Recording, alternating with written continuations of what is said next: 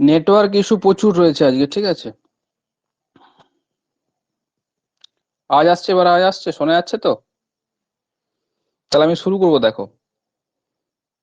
কেউ একজন মেসেজ করো।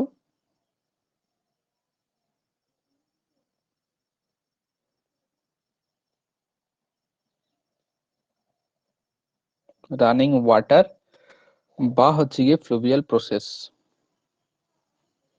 হুম হুম হুম, ঠিক আছে।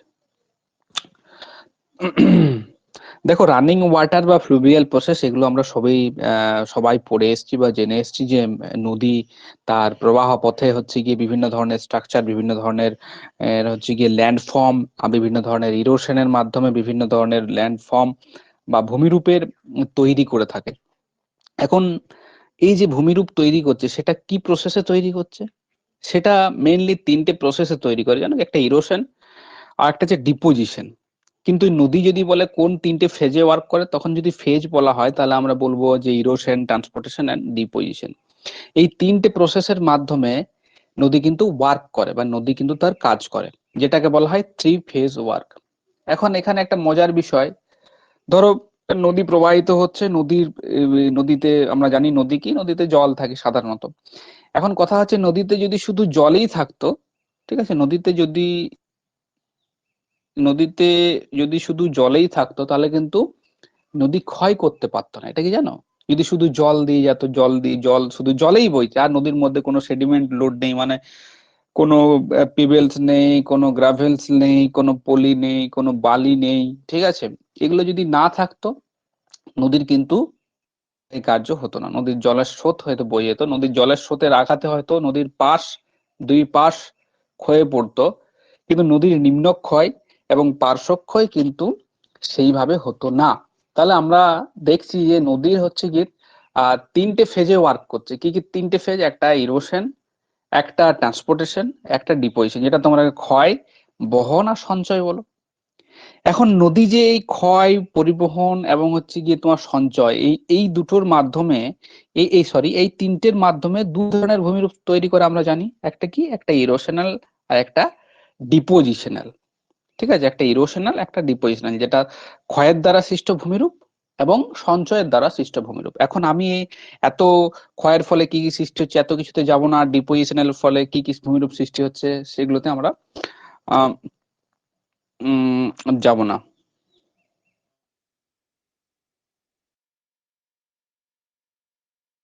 দেখতে পাচ্ছি, দেখতে পাচ্ছ তো যে থ্রি ফেজ, থ্রি ফেজে কিন্তু ওয়ার্ক করে নদী। কি থ্রি ফেজে ওয়ার্ক কিন্তু ওয়ার্ক করবে? থ্রি ফেজ কি কি আছে? একটা ইরোশন থাকবে, আমি ক্যাপিটালে লিখছি, ইরোশন থাকবে। একটা ট্রান্সপোর্টেশন থাকবে,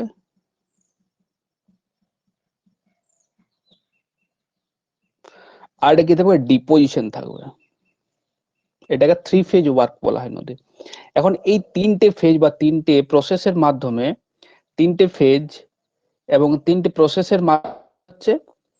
প্রসেসের মাধ্যমে তোমার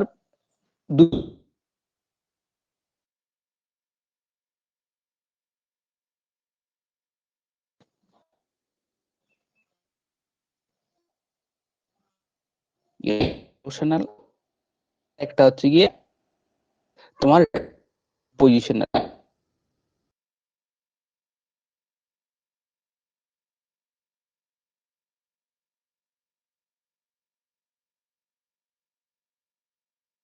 এবারে আসছে, এবারে দেখা যাচ্ছে তো?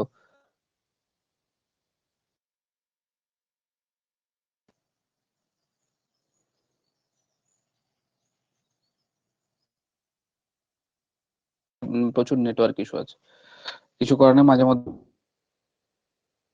তাহলে বন্ধ করে দেবো, ঠিক আছে। আচ্ছা, তাহলে আমি কি বলছি, যে রানটার থ্রি ফেজের মাধ্যমে হচ্ছে কি এন্ড ডিপোজিশন। এখন ইরোশন এবং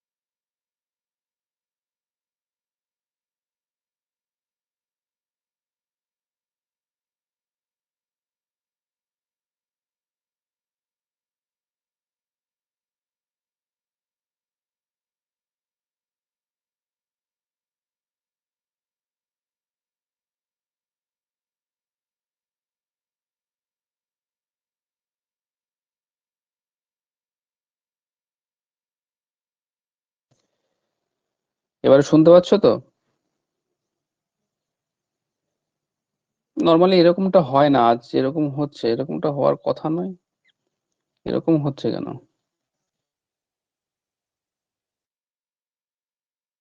এরকমটা হয় না কখনোই। আজকে প্রচুর নেটওয়ার্ক ইস্যু, বৃষ্টি বৃষ্টি হয়েছে, কি হয়েছে কি জানি।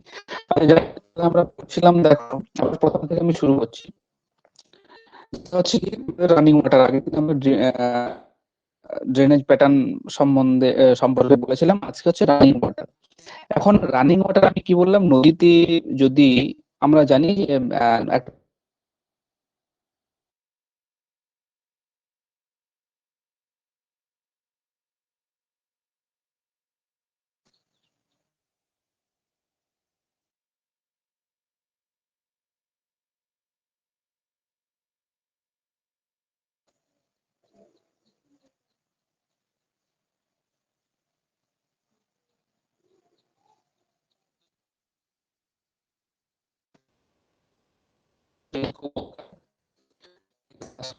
করবো, ঠিক আছে?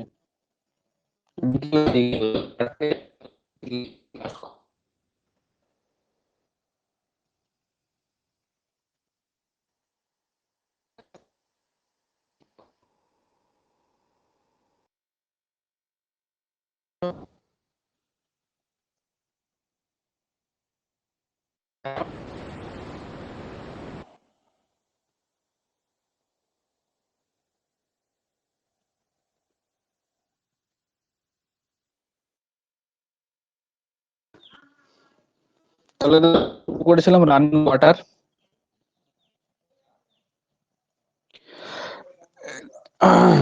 Running water ফ্লুভিয়াল process. এখন আমি কি বললাম, যে এই যে আমার যে সমস্ত রানিং ওয়াটার গুলো, সেগুলো থ্রি ফেজে কাজ করে। কি, একটা ইরোশন, একটা ট্রান্সপোর্টেশন, একটা হচ্ছে ডিপোজিশন। ঠিক আছে, এই যে তিনটে ফেজে যখন ওয়ার্ক করছে, তিনটে ফেজের মাধ্যমে কি করছে, তিনটে ফেজের মাধ্যমে দুই ধরনের ভূমিরূপ তারা সৃষ্টি করছে, একটা ইরোশনাল, একটা ডিপোজিশনাল। তারও আগে আমি একটি কথা বলেছিলাম, যে নদীতে যদি শুধু জলেরই প্রবাহ হতো, তাহলে কিন্তু নদীর ক্ষয় হতো না। শুধু যদি জল প্রবাহিত হতো, তাহলে নদীর ক্ষয় হতো না। নদীর মধ্যে বিভিন্ন ধরনের পদার্থ, তোমার হচ্ছে গিয়ে গ্র্যাভেলস, পিবেলস, বা তার মানে নুড়ি, বালি, কাকর, এই সমস্ত থাকে। তার কারণে নদীর উপত্যকা এবং নদীর যে রিভার বেড, সেই রিভার বেড কিন্তু ক্ষয় হতে থাকে। ঠিক আছে, এখন ইরোশনাল আমরা প্রথমে দেখবো। ইরোশনাল আমি বলেছি যে সমস্ত জায়গাগুলো আমাদের মিস হয়ে যায়, বা যে সমস্ত জায়গাগুলো আমাদের পড়া হয় না, জানা দরকার, আমি আলোচনা হয়েছে class এ।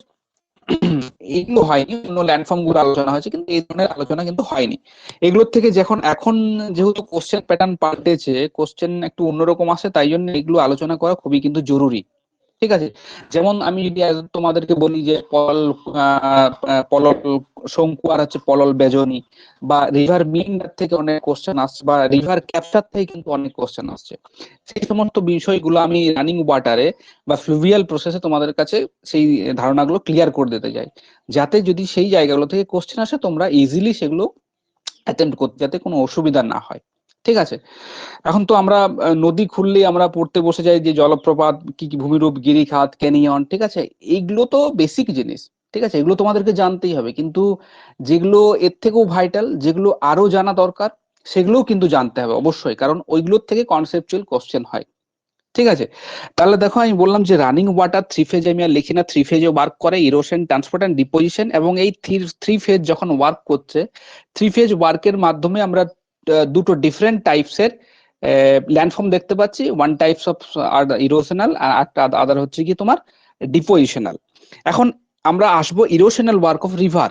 রিভার যে নদীতে যে ক্ষয় হচ্ছে, সেই ক্ষয় কিসের উপর নির্ভর করছে, ক্ষয় কি কি মাধ্যমে হচ্ছে, কি কি ক্ষয়টাকে আমরা কত রকম ভাবে ভাগ করতে পারি, সেগুলো।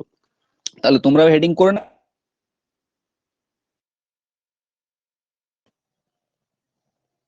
Erosional, erosion erosional work of river. Erosional work of river তার মানে হচ্ছে গিয়ে, তার মানে হচ্ছে গিয়ে নদী উপত্যকার দুই পাশ দুই পাশে কি আছে? শিলা আছে, সেই শিলা এবং নদী যে তলদেশে প্রবাহিত হচ্ছে সেখানেও শিলা আছে। তার মানে নদীর আমরা ক্ষয় বলতে বুঝি নদীর যে উপত্যকার দুই পাশ, মানে যে সারফেস বরাবর জলটা প্রবাহিত হচ্ছে সেই দুই পাশ, এবং তার সাথে নদী যে বেডের উপর দিয়ে প্রবাহিত হচ্ছে সেই বেড রক বা প্যারেন্ট রকের ক্ষয়। ঠিক আছে, তার মানে ইরোশনাল ওয়ার্ক বলতে আমরা বুঝি নদী উপত্যকার দুই পাশ এবং বেড রক বা প্যারেন্ট রক যার উপর দিয়ে জলের স্রোতটা যাচ্ছে সেই বেডটা ক্ষয়প্রাপ্ত হচ্ছে, তখন সেটাকে আমরা ইরোশনাল ওয়ার্ক বলছি।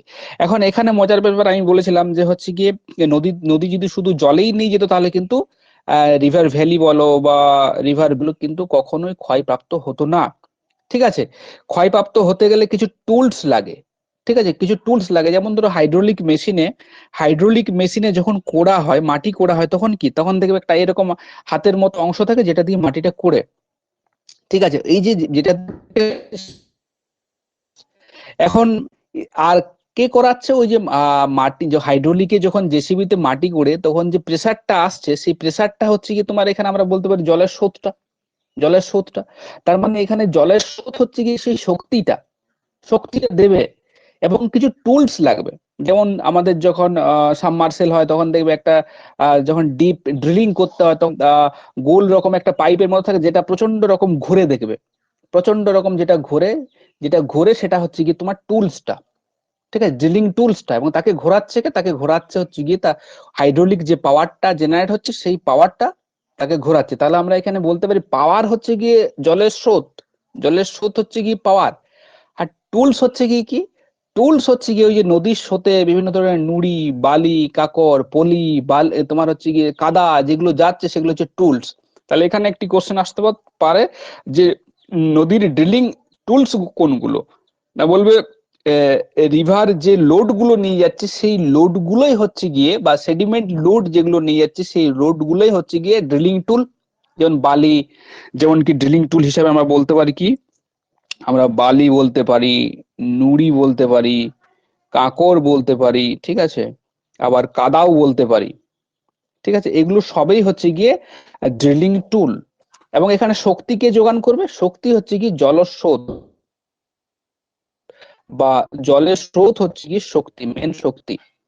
ঠিক আছে, এগুলি হচ্ছে ড্রিলিং টুল, আর এটা হচ্ছে গিয়ে মেন পাওয়ার।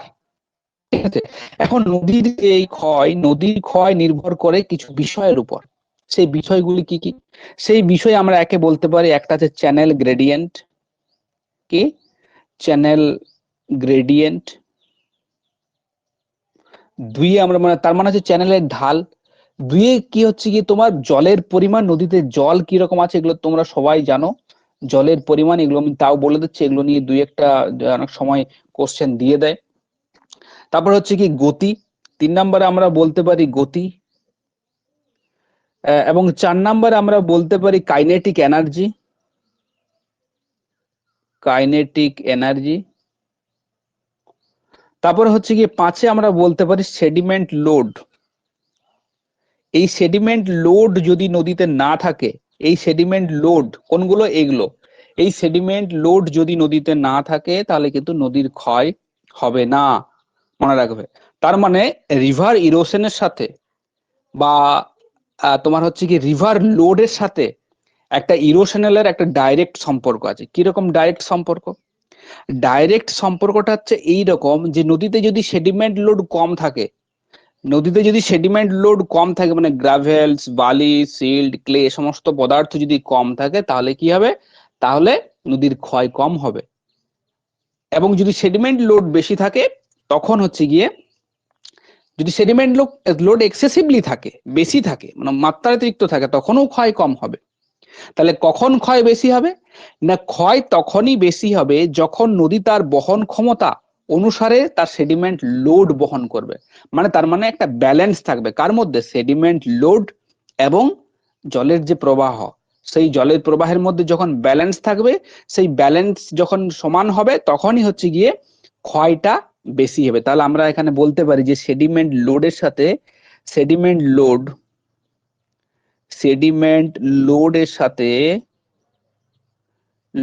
সাথে কিসের, লোডের সাথে ক্ষয়ের একটি সম্পর্ক বর্তমান। ক্ষয়ের কিরূপ সম্পর্ক বর্তমান আমি লিখে দিচ্ছি, দেখো ক্ষয়ের সম্পর্ক বর্তমান কি সম্পর্ক আছে না, 1 নম্বর সম্পর্ক হচ্ছে গিয়ে যদি সেডিমেন্ট লোড,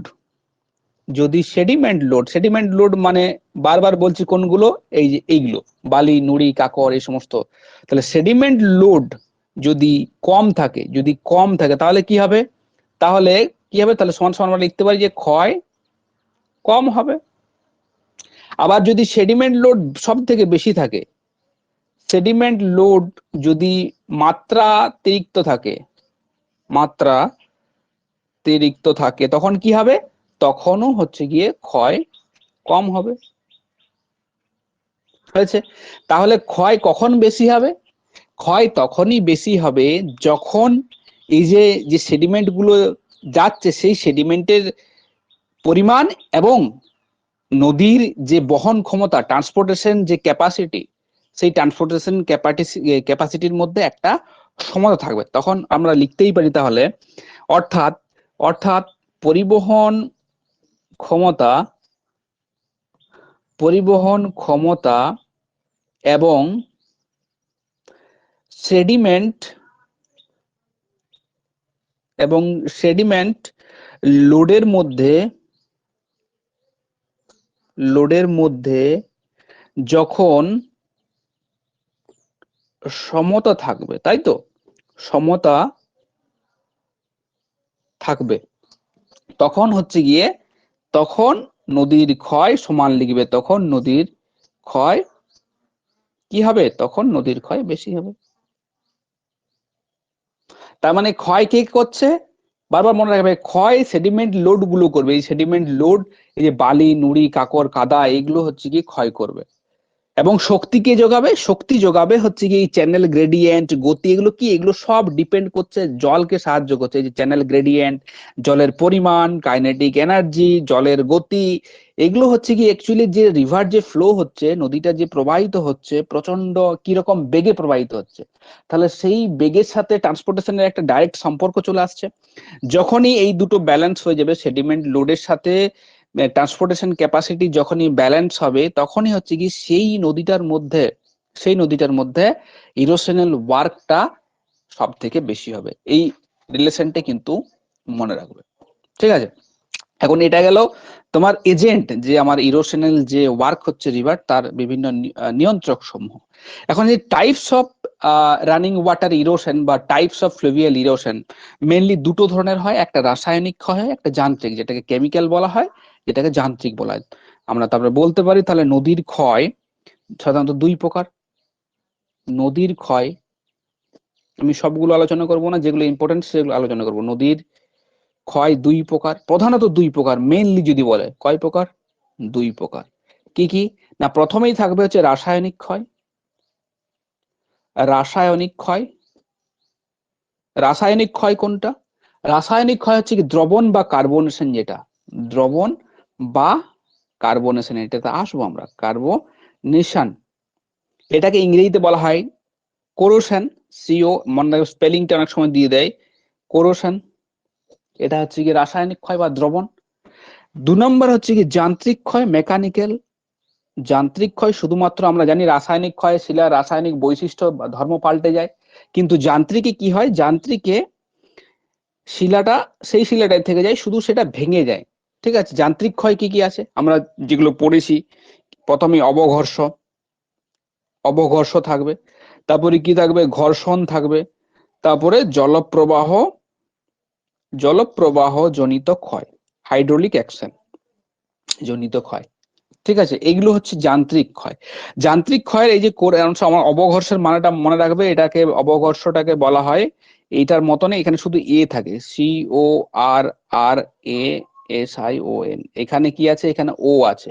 যদি ও থাকে বা সলিউশন মনে রাখবে, যদি ও থাকে, অনেক সময় এগুলো নেট সেটের কোশ্চেনে দেয় যে নদীর দ্রবণের ফলে ক্ষয়টাকে কি বলা হয়, কোরেশন, ঠিক আছে? এরকম মনে দেয়, এখানে ও থাকবে, কোরেশন থাকবে এখানে, কোরেশন, এটাকে কোরেশন বলা হয় বা এটাকে অ্যাব্রেশনও বলা হয়। অবঘর্ষ প্রক্রিয়াকে অ্যাব্রেশন বলা হয়, ঘর্ষণ প্রক্রিয়াকে অ্যাট্রেশন বলা হয়। আর এটাকে বলা হয় হাইড্রোলিক অ্যাকশন। ঠিক আছে, জলপ্রবাহজনিত ক্ষয় এটাকে বলা হয় হাইড্রোলিক অ্যাকশন। এখন নদী এই যে রাসায়নিক ক্ষয়, আমরা আসবো দ্রবণে আসবো বা কোরোশনে আসবো। ঠিক আছে, এটা এটা হচ্ছে গিয়ে এক ধরনের ভাগ। আরো একটি ধরনের ভাগ আছে আমি বলিনি, আরো একটি ধরনের ভাগ আছে, সেটি হচ্ছে গিয়ে তোমার যেমন পার্শ্বক্ষয়, পার্শ্বক্ষয় একটি ভাগ, আর একটি হচ্ছে গিয়ে নিম্নক্ষয়। নিম্নক্ষয় এই দুটো ভাগ কিন্তু, পার্শ্বক্ষয় এবং নিম্নক্ষয়। ঠিক আছে, এটা নরমাল ক্ষয়ের প্রথমে কি ছিল, দ্রবণে ছিল, তাই তো, দ্রবণ ছিল। রাসায়নিক ক্ষয়ের আমরা প্রথমেই পেয়েছিলাম দ্রবণ। দেখো এখান থেকে কিন্তু কোশ্চেন আসবে, রাসায়নিক ক্ষয়ের প্রথমে ছিল দ্রবণ, একটাই তো ভাগ, রাসায়নিক ক্ষয় দ্রবণ।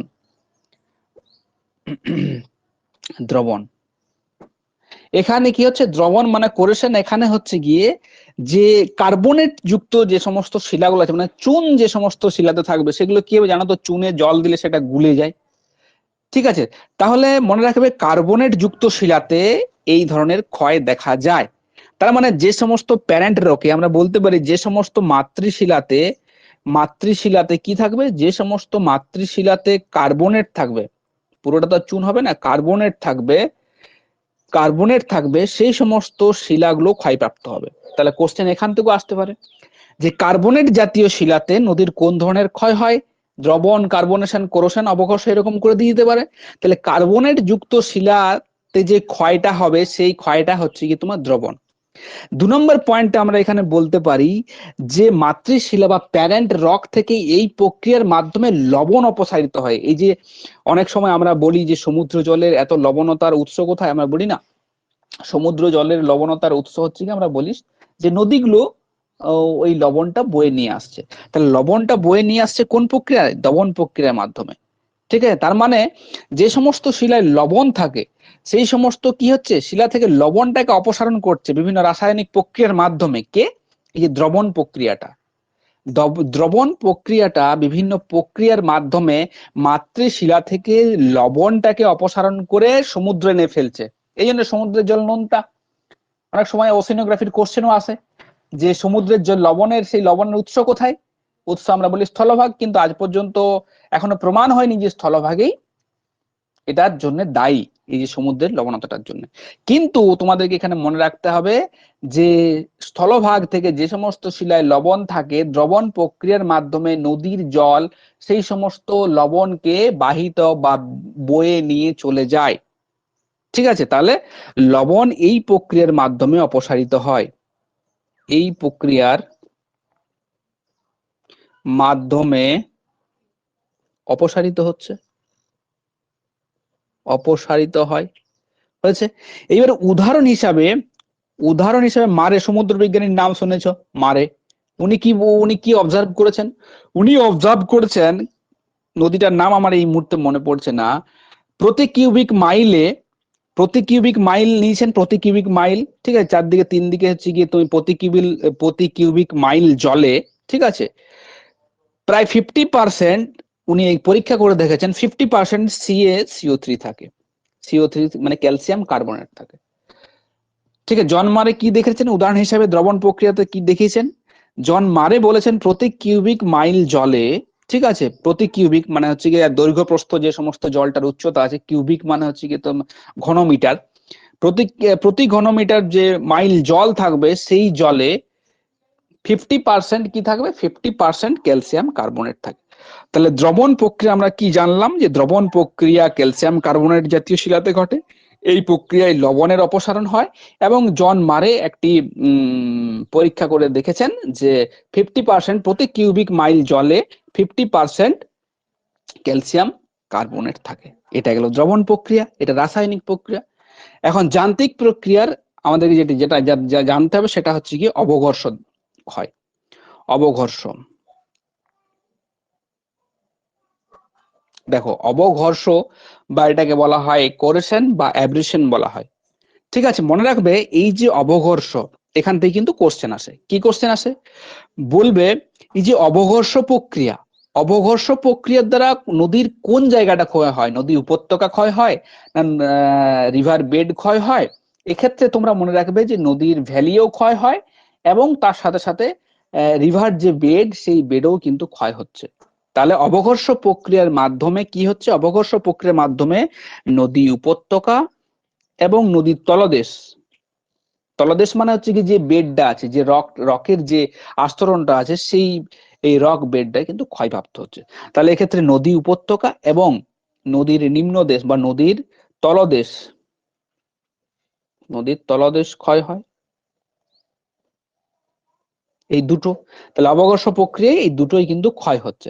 এখন এই অবঘর্ষ প্রক্রিয়া কিভাবে ক্ষয় করছে? আমরা তো জানি, তোমরা পড়েছো নিশ্চয়ই, যে অবঘর্ষ প্রক্রিয়ার মাধ্যমে যে সমস্ত নুড়ি কাকর বালিগুলো আছে সেগুলো তোমার হচ্ছে কি ঘর্ষণ করে সেগুলো নদী উপত্যকা বা নদীর নিম্নদেশকে অতিনিয়ত ধাক্কা দেয়, ধাক্কা দেওয়ার ফলে ক্ষয়টা হয়। কিন্তু আদতে কি তাই? আদতে কিন্তু তাই নয়। এটা এই ক্ষয় প্রক্রিয়াটা এই ক্ষয় প্রক্রিয়াটা দুরকম ভাবে হতে পারে। কি রকম ভাবে হতে পারে? দুরকম। একটা হচ্ছে কি তোমার নদীর উপত্যকার সাথে হতে পারে, আরেকটা হচ্ছে কি তোমার পট হোল ড্রিলিং দ্বারা হতে পারে। ঠিক আছে, পট হোল ড্রিলিং দ্বারা হতে পারে। এখন এই দুটো জিনিস কি? আমি বলেছি যে অবঘর্ষ প্রক্রিয়া মানে হচ্ছে গিয়ে নদী যখন বোল্ডার, কোবল, পিবেল এগুলো বা নুড়ি এই সমস্ত যেগুলো বয়ে নিয়ে যাচ্ছে, এগুলো কি হয়, এগুলো জলস্রোতের ফলে অনেক সময় কি হয়, এগুলো ঘুরতে থাকে।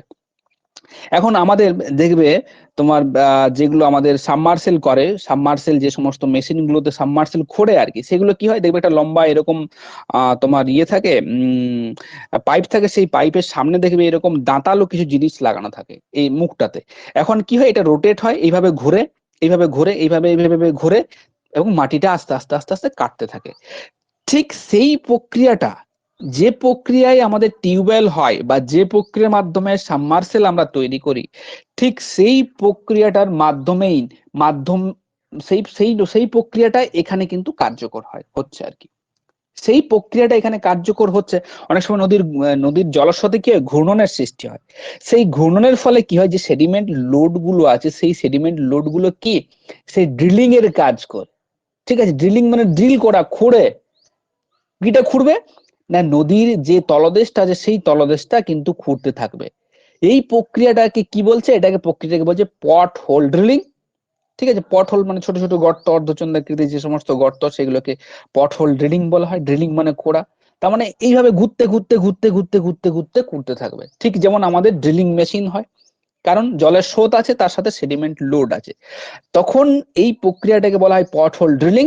এবং এই পট হোল ড্রিলিং এর মাধ্যমে নদীর যে নিম্নক্ষয়, সেই নদীর নিম্নক্ষয়টা কিন্তু দ্রুত হারে হতে পারে। এমনটা নয়, আমরা পড়েছি যে মন্থকূপ পট হোল ড্রিলিং এর মাধ্যমে শুধুমাত্র মন্থকূপের সৃষ্টি হয়ে যায় না, নদী উপত্যকার যে খাতটার ক্ষয় হচ্ছে সেটা সম্পূর্ণরূপে পট হোল ড্রিলিং প্রক্রিয়ার মাধ্যমে হচ্ছে। এবং সেডিমেন্ট যে লোড গুলো আছে, সেডিমেন্ট লোডের সাথে যদি গতিবেগ খুব ভারসাম্য অবস্থায় চলে আসে, তখন এই প্রক্রিয়াটা আরো বেশি দ্রুত হতে থাকে। তার ফলে নদীর যে তলদেশ, সেই নদীর তলদেশ কিন্তু দ্রুত হারে ক্ষয় করতে থাকে। এটাকে বলা হয় পট হোল ড্রিলিং। তাহলে 1 নম্বর কি অবঘর্ষের মধ্যে? পট হোল ড্রিলিং। পট হোল ড্রিলিং। এই প্রক্রিয়ায় কি হয় না, নদীর নিম্নক্ষয় হয়, নিম্নক্ষয় হয়। আরেকটি কি হয়? আরেকটি আছে কি নদী উপত্যকার পার্শ্বক্ষয়। তাই তো, নদী উপত্যকার পার্শ্বক্ষয়। এখন পার্শ্বক্ষয় কিভাবে হয়? পার্শ্বক্ষয়ের পিছনে দেখো, পার্শ্বক্ষয়ের পিছনে এখানে হচ্ছে গিয়ে সেডিমেন্ট লোড গুলো যেগুলো থাকবে, সেই সেডিমেন্ট লোড গুলো এখানে কিছুই না। সেডিমেন্ট লোড গুলো যখন ক্রমাগত হচ্ছে গিয়ে তোমার নদীর যে রিভার, যে দুই ভ্যালি থাকবে, এই রিভার ভ্যালিকে ক্রমাগত এই সাইডে তোমার ক্রমাগত আঘাত করে চলে যেতে থাকবে। ঠিক আছে, আঘাত করে যখন যেতে থাকবে, তখন কি হচ্ছে, এই ভ্যালি যে ভ্যালি যে তোমার সাইড গুলো থাকবে, সেইগুলো হচ্ছে কি আঘাত সহ্য করতে করতে করতে করতে এমন একটা সময় আসবে যেগুলো ওইগুলো হচ্ছে কি ক্ষয়ীভূত হবে এবং সেগুলো নদীর জলের সাথে বাহিত হয়ে যাবে। এটা হচ্ছে গিয়ে অবঘর্ষ প্রক্রিয়া। ঠিক আছে। আর ঘর্ষণ প্রক্রিয়া কি হয়? ঘর্ষণ প্রক্রিয়াটা তোমরা সবাই জানো। ঘর্ষণ প্রক্রিয়ার মাধ্যমে এই যে তোমার সেডিমেন্ট যে লোড গুলো আছে বা ড্রিলিং টুল গুলো যেগুলো আছে, সেই ড্রিলিং টুল গুলো কি করছে, নিজেদের মধ্যে যখন ঠোকাঠুকি হয়ে ছোট ছোট ছোট ছোট দানাতে পরিণত হচ্ছে, সেগুলো তো ক্ষয় হচ্ছে। বড় বড় পাথর থেকে ছোট ছোট পাথর পরিণত হচ্ছে। ঠিক আছে, সেগুলো হচ্ছে কি ঘর্ষণ জনিত ক্ষয়। ঠিক আছে, এখানে আর কিছু বলার নেই। আর একটা আছে জলপ্রবাহ জনিত ক্ষয়, হাইড্রোলিক অ্যাকশন। এখানে মনে রাখবে হচ্ছে কি তোমার ঘর্ষণ, ঘর্ষণটা কিছু নেই। জলপ্রবাহ জনিত ক্ষয়টা দেখো, জলপ্রবাহ জনিত ক্ষয়, জলপ্রবাহ জনিত ক্ষয়। এখানে কি হচ্ছে মনে রাখবে, জলপ্রবাহ জনিত ক্ষয়ে শুধুমাত্র নদী উপত্যকার ক্ষয় হয়, মানে নদীর যে দুই পাশ, এই দুই পাশ কিন্তু ক্ষয় হবে, নদীর ভ্যালি ফ্লোর কিন্তু ক্ষয় ক্ষয় হবে না। জলপ্রবাহ জনিত কারণে নদী উপত্যকা, তাহলে এখানে আমরা অনেকগুলো এমসিকিউ কোশ্চেন পেলাম যে কোথায় কখন নিম্নক্ষয় হচ্ছে, কখন পার্শ্বক্ষয় হচ্ছে। তাহলে জলপ্রবাহ জনিত ক্ষয়ের ফলে কি হচ্ছে, নদীর যে উপত্যকা, সেই উপত্যকার ক্ষয় হচ্ছে জলপ্রবাহ জনিত কারণে। ঠিক আছে, এগুলো হচ্ছে কি নদীর যে ক্ষয় প্রক্রিয়া, সেই ক্ষয় প্রক্রিয়া। ঠিক আছে, এখন আমরা আসবো এখানে আহ নদীর হচ্ছে কি তোমার গ্রাস সম্বন্ধে দু চার কথা আমি বলতে চাই, রিভার ক্যাপচার সম্বন্ধে আমি দু চার কথা বলতে চাই, তারপরে আমি আসবো তোমার হচ্ছে এলুভিয়াল ফ্যান, এলুভিয়াল কোন, এবং লাস্টে আসবো চ্যানেল মরফোলজি বা হচ্ছে গিয়ে রিভার মিয়েন্ডার, যেটা যেটা যেখান থেকে অনেক কিন্তু কোশ্চেন আসে, কনভেক্স কনকেভ এই সমস্ত ব্যাপারগুলো নিয়ে অনেক কোশ্চেন আসে। তার আগে আমরা আসবো নদী গ্রাস বা রিভার ক্যাপচার, এখান থেকেও অনেক কোশ্চেন আসে। তাহলে নদী গ্রাস বা রিভার ক্যাপচার মানে আমরা জানি যখন কোন একটি নদীর জল অন্য একটি নদীর জলের জলকে সাক করে নিয়ে যায়, মানে টেনে নিয়ে যায়, তখন সেটাকে আমরা বলি রিভার ক্যাপচার। ঠিক আছে, এখন বইয়ে আমরা যেটা পড়েছি যে একটি নদী দুটি নদী অনুগামী নদী পাশাপাশি প্রবাহিত হয়, এবং অনুগামী যে নদীটি শক্তিশালী নদী থাকে সেই নদীটি এই দুর্বল নদীটিকে গ্রাস করে নেয়, গ্রাস করে নিয়ে তার জলটাকে সমস্ত কিছু টেনে নিয়ে চলে যায়। ঠিক আছে, এখন হেডওয়ার্ড ইরোশনের আচ্ছা সরি, আচ্ছা নদী গ্রাস আগে লিখো। নদী গ্রাসের বিভিন্ন শ্রেণী আছে, নদী গ্রাসের বিভিন্ন প্রকার আছে। কি কি প্রকার আছে? আমরা এই তিনটে ভাগে, প্রধান তিনটে ভাগে ভাগ করতে পারি। একটা হচ্ছে মস্তকমুখী, মস্তকমুখী ক্ষয়ের দ্বারা, মস্তকমুখী ক্ষয় দ্বারা নদী গ্রাস। আরেকটি হচ্ছে কি তোমার বাঁকের দ্বারা নদী গ্রাস। অপর একটি হচ্ছে গিয়ে রিভার শিফটিং বা নদীর চলনের দ্বারা, চলনের দ্বারা নদীগ্রাস। বেশিরভাগ ক্ষেত্রে আমরা পড়ি মস্তকমুখী ক্ষয়ের দ্বারা নদীগ্রাস, যেটি তোমরা দুটি অনুগামী নদী পাশাপাশি প্রবাহিত হয় সেটা, এইটা উদাহরণ মস্তকমুখী নদীগ্রাস। এখন মস্তকমুখী নদীগ্রাস আমরা জানি দুটো নদী যদি এরকম পাশাপাশি থাকে, এরকম যদি দুটো নদী পাশাপাশি থাকে, যে নদীটি তুলনামূলক শক্তিশালী তার কি হয়, তার বিভিন্ন উপনদী বা তোমার হচ্ছে কি শাখা নদী দ্বারা কোনো একটি নদীকে গ্রাস করে, এবং সেই নদীর জল এইভাবে কিন্তু প্রবাহিত হয়। এটা হচ্ছে মস্তকমুখী নদীগ্রাস। এগুলো ভারত আমাদের সিন্ধু ব্রহ্মপুত্র এই সমস্ত নদীগুলোতে দেখা যায়। কোন কোন নদীতে দেখা যায়? সিন্ধু নদীতে দেখা যায়, ব্রহ্মপুত্র নদীতে দেখা যায়। ঠিক আছে, এখন মস্তকমুখী ক্ষয় হতে গেলে কিছু প্রি কন্ডিশন লাগে, কিছু শর্ত লাগে। সেই শর্তগুলি কি কি? অবশ্যই খাড়া ঢাল হতে হবে, খাড়া ঢাল হতে হবে। দুইয়ে কি থাকতে হবে? দুইয়ে নরম শিলা থাকতে হবে, মানে মাঝে যে নদীটা সৃষ্টি হবে, পরবর্তী যে নদীটা সৃষ্টি হবে সেই নদীটা যেন নরম শিলা দ্বারা প্রবাহিত হয়, নরম শিলা দ্বারা গঠিত হতে হবে। অবশ্যই জলের প্রবাহ বেশি থাকতে হবে। কি? জলে প্রবাহ বেশি থাকতে হবে, জলে প্রবাহ বেশি থাকতে হবে।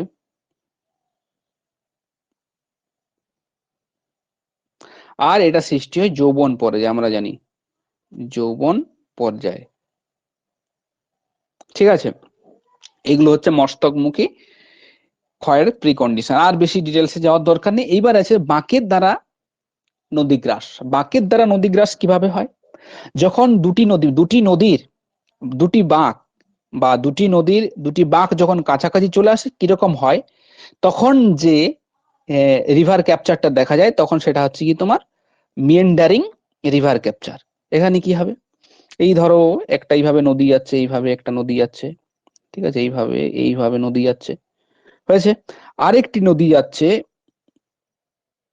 এইভাবে এইভাবে এইভাবে এইভাবে এইভাবে এইভাবে নদী যাচ্ছে। এবারে এটা আমি লাস্ট ফেজটা দেখালাম। এর আগে নদীগুলোর বাঁকগুলো দূরে দূরে থাকবে এবং ক্ষয় করতে করতে কি হবে, এই অবতল দুটো বাঁক কাছাকাছি চলে আসবে। তখন কি হবে, এই দিক থেকে নদী আসছে, এদিক থেকে তো নদী আসছে, মাঝখানের যে এই অংশটা আছে, এই অংশটা কি হচ্ছে কেটে যাবে। কেটে গিয়ে কি হবে, হয় এই নদীটার জল যেটার বেগ বেশি থাকবে, যে নদীটার, হয় এটা এইদিকে চলে যাবে, নাহলে এই নদীটা এইদিকে চলে আসবে। তখন কি হবে, এই নদীটার জল টোটালি এদিক দিয়ে প্রবাহিত হবে, অথবা এই নদীটার জল টোটালি এইভাবে প্রবাহিত হবে। এটা সব থেকে কোথায় দেখা যায় না, এগুলো প্লেন অঞ্চল এরিয়া, সমভূমি অঞ্চল এরিয়াতে বেশি দেখা যায়। এখন বাঁকের দ্বারা যে নদীগ্রাস, এটারও কিছু প্রিকন্ডিশন আছে। কি রকম? এক নম্বর হচ্ছে ভূমির সাম্যতা, মানে ভূমির যদি সমতা না থাকে তাহলে কিন্তু এই ধরনের ক্যাপচার দেখা যায় না। ঠিক আছে, সমভূমি অঞ্চলে দেখা যায়। তার মানে একটু সমভূমি হলো, উঁচু নিচু হলো, এরকম জায়গাতে কিন্তু তুমি দেখতে পাবে না, পুরোটাই প্লেন এরিয়া হতে হবে। ঠিক আছে। 2 নম্বর হচ্ছে গিয়ে নরম শিলা অবশ্যই থাকতে হবে, যাতে নদীটা কাট করতে পারে সহজেই, নরম শিলা।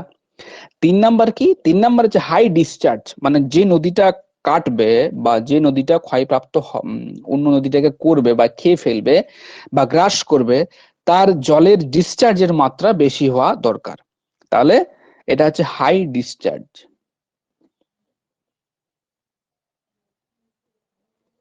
ঠিক আছে, এটা হচ্ছে নদী, নদীর যে বাঁকের দ্বারা নদীগ্রাস।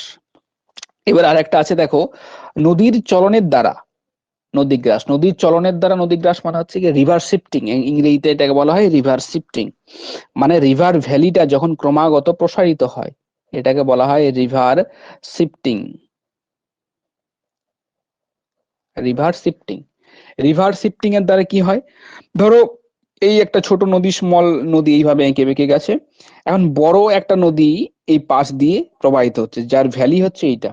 ঠিক আছে, যার ভ্যালি হচ্ছে এটা, এই নদীটা। এখন এই যে এত বড় একটা নদী যাচ্ছে, পাশে একটা ছোট নদী যাচ্ছে, ঠিক আছে, এখন কি হবে, এই নদীটা যদি ক্ষয় করে করে শিফট হতে থাকে এইদিকে, আস্তে আস্তে আস্তে আস্তে তার যে ভ্যালিটা বাড়াতে থাকে, তাহলে কি হবে, এক সময় এই নদীটাকে গ্রাস করে নেবে। এই নদীটাকে গ্রাস করে নেবে, তখন কি এই নদীটা আর এই দিকে না গিয়ে এর সাথে একসাথে প্রবাহিত হবে। ঠিক আছে, এরকমটা দেখা যায় হচ্ছে কি তোমার যেমন হচ্ছে কি তিস্তা নদীতে দেখা যেতে পারে, তিস্তা নদীতে দেখা যায়। 2 নম্বর দেখা যায় হচ্ছে গিয়ে তোমার যেমন রাজস্থানের সরস্বতী নদী, সরস্বতী নদী লুনি দ্বারা অধিগৃহীত হয়েছে, অধিগৃহীত হয়েছে। এই তিনটে হচ্ছে কি তোমার নদীগ্রাসের যে শ্রেণী, নদীগ্রাসের যে টাইপ, সেই টাইপস। ঠিক আছে। এখন বাঁকের দ্বারা যে নদীগ্রাস, সেই নদীগ্রাস আমি কি বললাম, প্লেন এরিয়াতে দেখা যায়। আমাদের বিহারের কিছু জায়গাতে এই বাঁকের দ্বারা নদীগ্রাস দেখা যায়, যেখানে গঙ্গার সাথে বিভিন্ন ওই যে নেপাল টেপাল থেকে যে সমস্ত নদীগুলো প্রবাহিত হয়ে মিশেছে, সেই সমস্ত জায়গাতে কিছু কিছু জায়গাতে এই বাঁকের ফলে নদীগ্রাস কিন্তু দেখা যায়। এখন এই নদীগ্রাসের যেটা আরেকটি কোশ্চেন দেয় তোমাদের এখানে, সেটি হচ্ছে গিয়ে রিভার ক্যাপচারের ফলে যে সমস্ত ল্যান্ডফর্ম গুলো গড়ে ওঠে, সেই ল্যান্ডফর্ম গুলো বিশেষ করে মস্তকমুখী ক্ষয়ের দ্বারা, আমি আগের দিন মস্তকমুখী ক্ষয় বলেছিলাম, মস্তকমুখী ক্ষয় ব্যাপারটা কি, সেই মস্তকমুখী ক্ষয়ের দ্বারা যে ভূমিরূপ গুলো সৃষ্টি হয়, সেই ভূমিরূপ গুলো তোমাদের কিন্তু পরীক্ষাতে দেয়। যেমন elbow elbow elbow of capture, wind gap, water gap, misfit river, এই সমস্ত বিষয়গুলো অনেক সময় ডেফিনেশন দিয়ে বলতে পারে যে এটা কি। তাহলে আমরা নদীগ্রাসের কিছু প্রমাণ লিখতে পারি বা ভূমিরূপ আমরা বলতে পারি। তাহলে কি বলতে পারি না, নদীগ্রাসের যে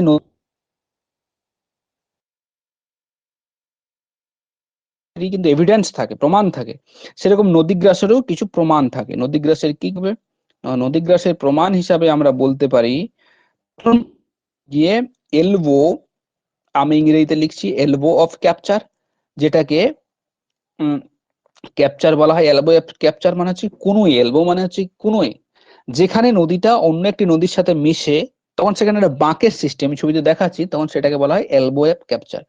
2 নম্বরে কি হয়, উইন্ড গ্যাপের সৃষ্টি হয়। কি উইন্ড গ্যাপ, যেটাকে শুষ্ক ফাঁক বলা হয়, কি বাংলাতে বলা হয় শুষ্ক ফাঁক, শুষ্ক ফাঁক। তারপরে আছে কি ওয়াটার গ্যাপ, মানে যেখান দিয়ে জলটা যায় সেটাকে বলা হয় ওয়াটার গ্যাপ। কোশ্চেনে দেয় উইন্ড গ্যাপ আর ওয়াটার গ্যাপ। তারপরে আরেকটা দেয় মিসফিট রিভার, মিসফিট রিভার। আমি একটা পরিচিত ছবি আঁকি, যে ছবিটা তোমরা নিশ্চয়ই বইয়ে দেখেছো। ছবিটা হবে এরকম, দেখো এরকম একটা নদী যাবে এদিকে, আমরা জানি রিভার ক্যাপচার হয়, এইভাবে যাবে। মাঝখানে কি, মাঝখানে একটা জলবিভাজিকা থাকবে, এইভাবে জলবিভাজিকা থাকবে। আমি ছোট মতন করলাম, এখানে জলবিভাজিকা করলাম।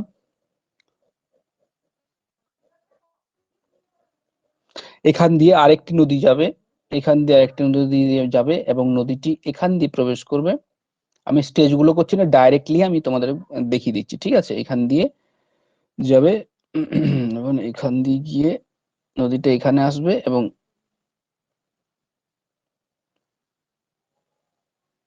এদিক দিয়ে নদীটা যাচ্ছে, আর নদীটা এদিক দিয়ে আসছে, এদিকে বাঁকছে। এটা হচ্ছে গিয়ে নদীর আগের যে গতিটা ছিল সেটা। দুটো নদী, এদিকে একটা অনুগামী নদী যাচ্ছিল, একটা এদিক দিয়ে অনুগামী নদী যাচ্ছিল, মাঝখান দিয়ে একটি পরবর্তী নদী সৃষ্টি হয়েছিল। সেই পরবর্তী নদীটা কার কার উপনদী? এই যে প্রধান যে বড় উপনদী, বড় অনুগামী নদীটা আছে তার উপনদী। এখন এখান দিয়ে যে অনুগামী নদীটা সৃষ্টি হয়েছিল, সরি পরবর্তী নদীটা, সেটা কি হয়েছে, সেটা তুলনামূলক ভাবে নরম শিলাটাকে ক্ষয় করে কি হয়েছে, এই দুটো নদীকে একসাথে কানেক্ট করে দিচ্ছে। কানেক্ট করে দেওয়ার ফলে কিছু ভূমিরূপ আমরা এখানে দেখতে পাবো। সেগুলো কি কি না, প্রথমেই হচ্ছে কি তোমার দেখো এলবো অফ ক্যাপচার, মানে নদীর কুনুয়ের মতো বাঁক। তার মানে নদীটা, এই যে উপনদীটা যেটা ছিল, যে নদীটা এখানে এখানে এখানে এরকম বাঁকের সৃষ্টি হয়েছে, এই যে বাঁক নিয়ে যে ঢুকেছে, এটাকে বলা হচ্ছে তো এলবো অফ ক্যাপচার। ঠিক আছে, এটাকে বলা হয় এলবো অফ ক্যাপচার। এটাকে বলা হয় এলবো অফ ক্যাপচার, এটা মনে রাখবে, এটাকে কি বলছে, এলবো ক্যাপচার।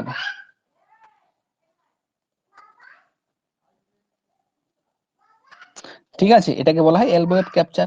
এখন এই যে এটা এদিক দিয়ে আস্তে আস্তে এদিকে প্রবাহিত হবে, এই প্রসেসটা কন্টিনিউ। এই যে অংশটা, এই অংশটা কিন্তু জল থাকবে না। ঠিক এলবো ক্যাপচারের ঠিক আগের অংশটিকে বলা হয়, এই যে ঠিক আগের অংশটিকে, এই জায়গাটা দীর্ঘদিন ধরে জলের যেহেতু স্রোত থাকবে না, সেহেতু এই জায়গাটাকে বলা হচ্ছে শুষ্ক ফাঁক। তারপরে কি, তারপরে একটা এরকম জলের স্রোত থাকবে। কারণ এখানে জলের স্রোত এই কারণেই থাকবে, কারণ ধরে নদীর যে ভ্যালিটা, সেই ভ্যালিটা কিন্তু থেকেই যাবে। ঠিক আছে, দীর্ঘদিন ধরে সেটা আস্তে আস্তে অবলুপ্তি হবে, কিন্তু থেকেই যাবে। প্রাইমারিলি সামগ্রিকভাবে লোকাল এরিয়ার জল এই সমস্ত ভ্যালিটা দিয়ে প্রবাহিত হবে। সেই জন্য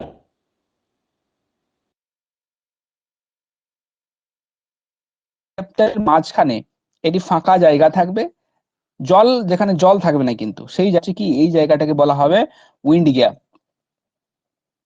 বা এটাকে কোলও বলা হয়, সিওএল, কোল। হয়েছে। আর সামনের যেটা এই নদীটার, যেটা গ্রাস প্রাপ্ত নদীটার, তার মাথার দিকে, সরি তার যেটা মোহনার দিকের যে অংশটা থাকবে, সেটাকে বলা হচ্ছে মিসফিট রিভার, মিসফিট রিভার। আর যে অঞ্চলটা দিয়ে জল প্রবাহিত হবে, এই যে অঞ্চলটা দিয়ে জল প্রবাহিত হচ্ছে, এই অঞ্চলটাকে কি বলা হচ্ছে, এই অঞ্চলটাকে বলা হবে ওয়াটার গ্যাপ। তাহলে এই অঞ্চলটাকে আমরা বলতে পারি, এটাকে বলা হচ্ছে ওয়াটার ওয়াটার গ্যাপ। তাহলে পরীক্ষাতে যদি দেয় যে উইন্ড গ্যাপ কোনটা, বলবে এলবো ক্যাপচারের ঠিক আগের অংশটিকে উইন্ড গ্যাপ বলা হয়, যেটি দিয়ে জল ক্রমাগত প্রবাহিত হচ্ছে সেটিকে ওয়াটার গ্যাপ বলা হয়, যে নদীটি অবশিষ্ট হয়ে পড়ে আছে সেটিকে বলা হয় মিসফিট রিভার। এগুলো হচ্ছে গিয়ে নদী গ্রাসের কিছু প্রমাণ সমূহ। ঠিক আছে, এরপরে দেখো আমরা আসবো, আহ এটা নদীগ্রাস গেল। এইবার আসবো হচ্ছে গিয়ে তোমার এলুভিয়াল কোন এবং এলুভিয়াল ফ্যান।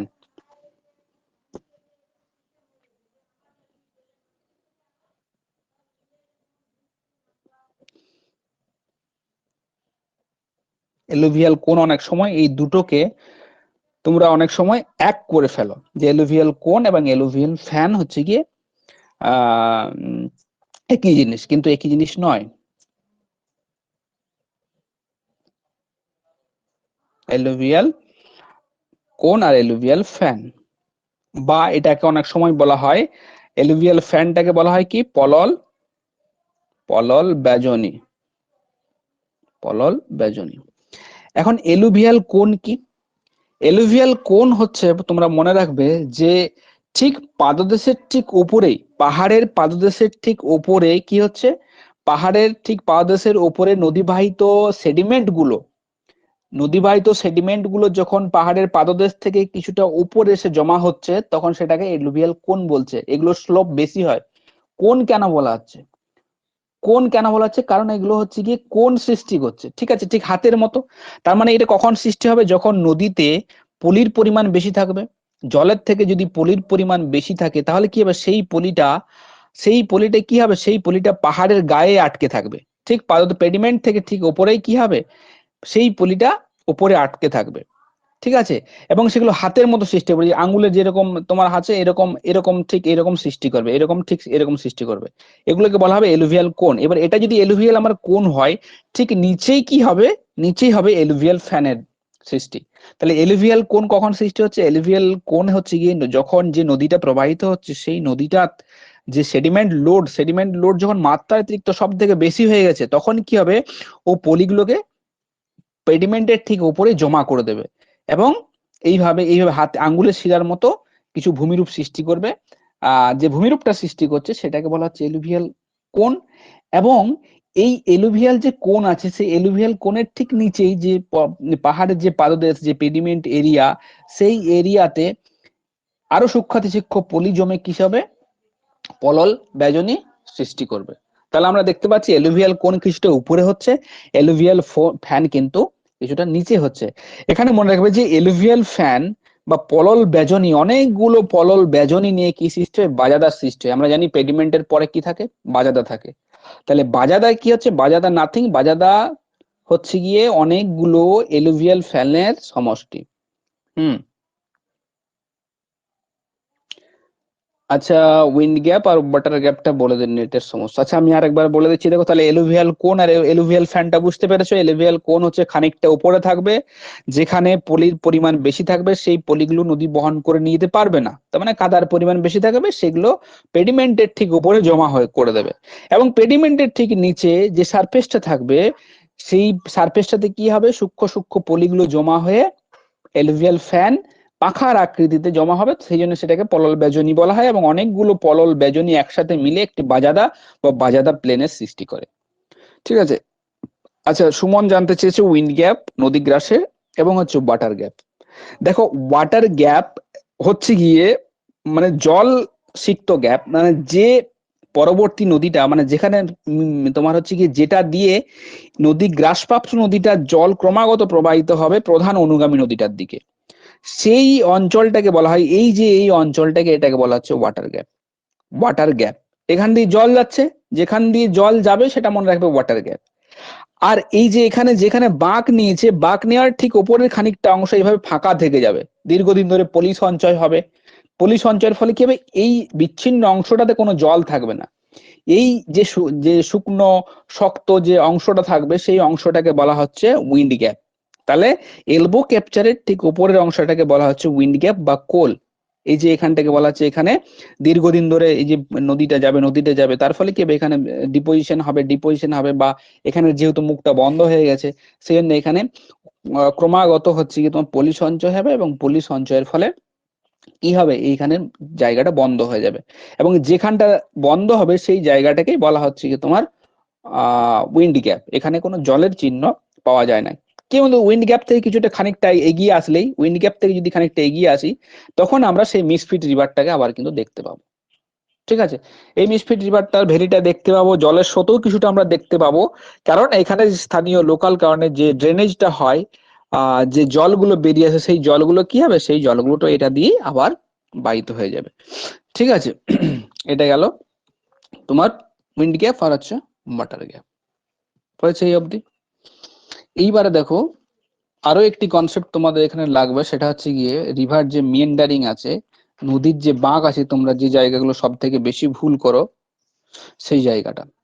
এখন নদীর বাঁকে যাওয়ার আগে তোমাদের আরো একটা জিনিস বলে দিই, সেটা হচ্ছে কি তোমার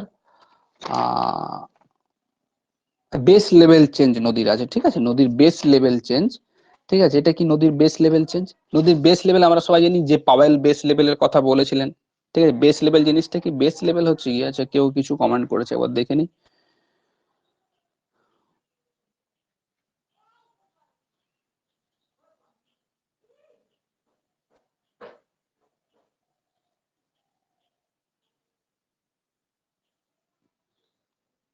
পলল ব্যজনী হচ্ছে গিয়ে মিডল মিডল মধ্যগতিতে হয়, ঠিক আছে। মধ্যগতিতে প্রথম হচ্ছে গিয়ে ভূমিরূপ, অনেক বইয়ে দেখবে এটা উচ্চ গতিতেও আছে, কিন্তু এটা মধ্যগতিই হবে। হুম।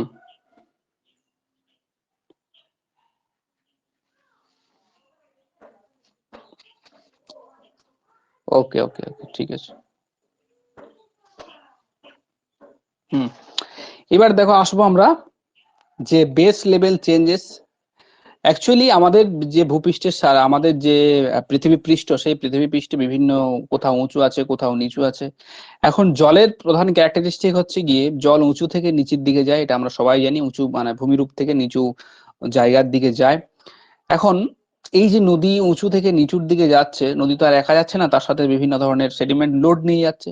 সেই সেডিমেন্ট গুলো রিভার ভ্যালি এবং হচ্ছে রিভার বেডকে ক্ষয় করতে থাকে, এটা ন্যাচারাল প্রসেস, ক্ষয় করতে থাকবে। এবং এই ক্ষয়টা কতদিন করতে থাকবে সেটাই কোশ্চেন। এই ক্ষয়টা ওই নদীটা কতদিন করতে থাকবে?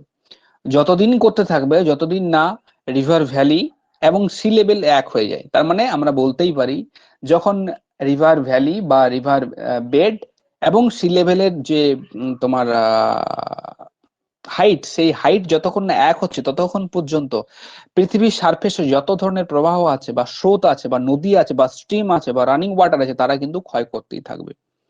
এখন এটা আমি বললাম সমুদ্র পৃষ্ঠের সাপেক্ষে, যেহেতু আমি সমুদ্র পৃষ্ঠের সাপেক্ষে বললাম, সেই জন্য এটা হয়ে গেল grand base level. Base level, grand base level. প্রত্যেকটি স্রোতস্বিনী নদী বা স্ট্রিম বা হচ্ছে কি জলের স্রোত কি করে, ওই সমুদ্র পৃষ্ঠের সাপেক্ষে ক্ষয় করার চেষ্টা করে, সেটাকে বলা হয় grand base level.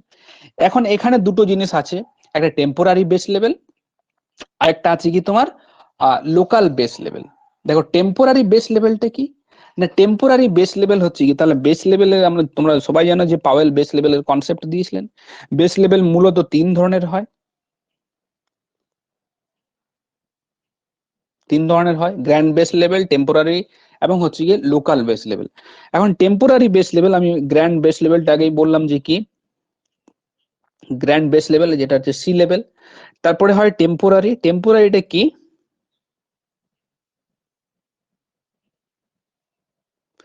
Temporary base লেভেলটা হচ্ছে গিয়ে যখন একটি নদী যাচ্ছে, যখন একটি নদী প্রবাহিত হয়, ধরো এই নদীটি প্রবাহিত হচ্ছে, এই নদীটি যখন প্রবাহিত হচ্ছে, সেই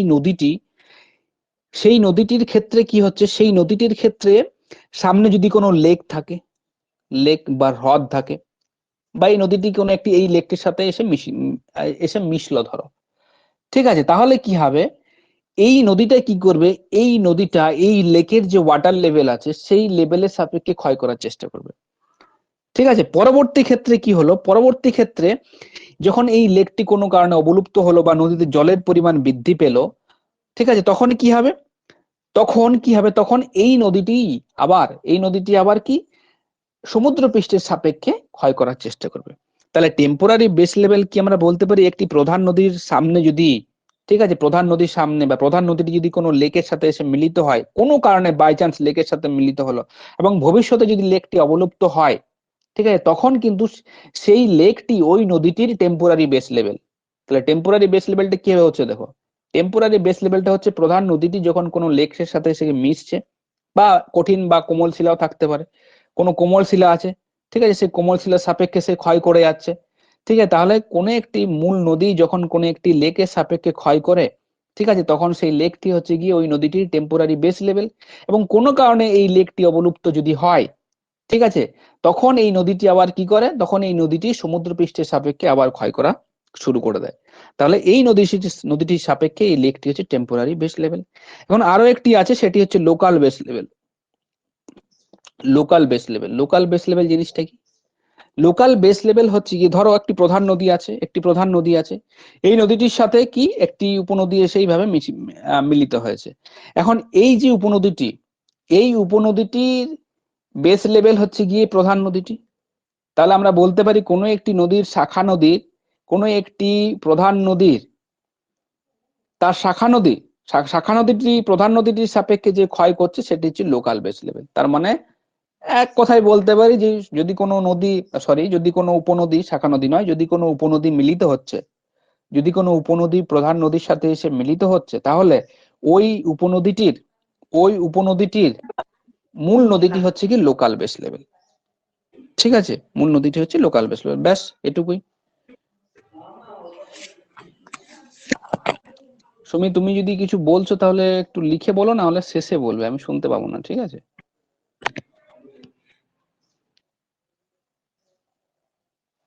আমি আরেকবার বলে দিচ্ছি যদি অসুবিধা আছে। টেম্পোরারি হচ্ছে গিয়ে প্রধান নদীর সাপেক্ষে যদি কোনো লেক থাকে এবং কঠিন কোমল যুক্ত শিলা থাকে, তখন কিন্তু ওই কঠিন কোমল শিলা অথবা ওই লেকটি হচ্ছে গিয়ে প্রধান নদীটির টেম্পোরারি বেস লেভেল। এবং লোকাল বেস লেভেল কি হচ্ছে, একটি প্রধান নদী যাবে, সেই নদীটিতে যদি কোনো উপনদী এসে মিলিত হয়, তখন সেই উপনদীটির এই উপনদীটির লোকাল বেস লেভেল হবে গিয়ে তোমার এই প্রধান নদীটি। কারণ এই উপনদীটি কি এর রেসপেক্টিভে ক্ষয় করার সব সময় কিন্তু চেষ্টা করবে। ঠিক আছে, এটা হচ্ছে গিয়ে তোমার যে 3 ধরনের বেস লেভেল, সেই 3 ধরনের বেস লেভেল। এইবারে দেখো তোমাদের বাঁক নিয়ে অনেকের অনেক কোশ্চেন আছে। ঠিক আছে, রিভার মিয়েন্ডার যে, তাহলে আমরা আসবো পরে রিভার মিয়েন্ডারে। মনে রাখবে, রিভার মিয়েন্ডার মধ্যগতিতে সৃষ্ট হওয়া একটা ভূমিরূপ। এটি ক্ষয় এবং সঞ্চয়ের মাধ্যমে কিন্তু সৃষ্টি হয়। আমরা নদীর বাঁক যেটা দেখি, অ্যাকচুয়ালি নদীর স্রোত, জলের স্রোত কখনোই বাঁকা পথে প্রবাহিত হয় না। অ্যাকচুয়ালি যে বাঁক আমরা দেখি, সেই বাঁক হচ্ছে গিয়ে ওয়ান টাইপ অফ ল্যান্ডস্কেপ ভূমিরূপের। জল কিন্তু সোজা পথেই প্রবাহিত হয়, জল আঁকা বাঁকা পথে প্রবাহিত না, জল তার স্ট্রিম সোজা পথেই যায়। ঠিক আছে, আমরা যে ল্যান্ডস্কেপটা দেখছি সেটা আঁকা বাঁকা দেখছি, কিন্তু জল সোজা পথেই যায়, এটা কিন্তু মনে রাখবে। তাহলে বাঁক বা নদী বাঁক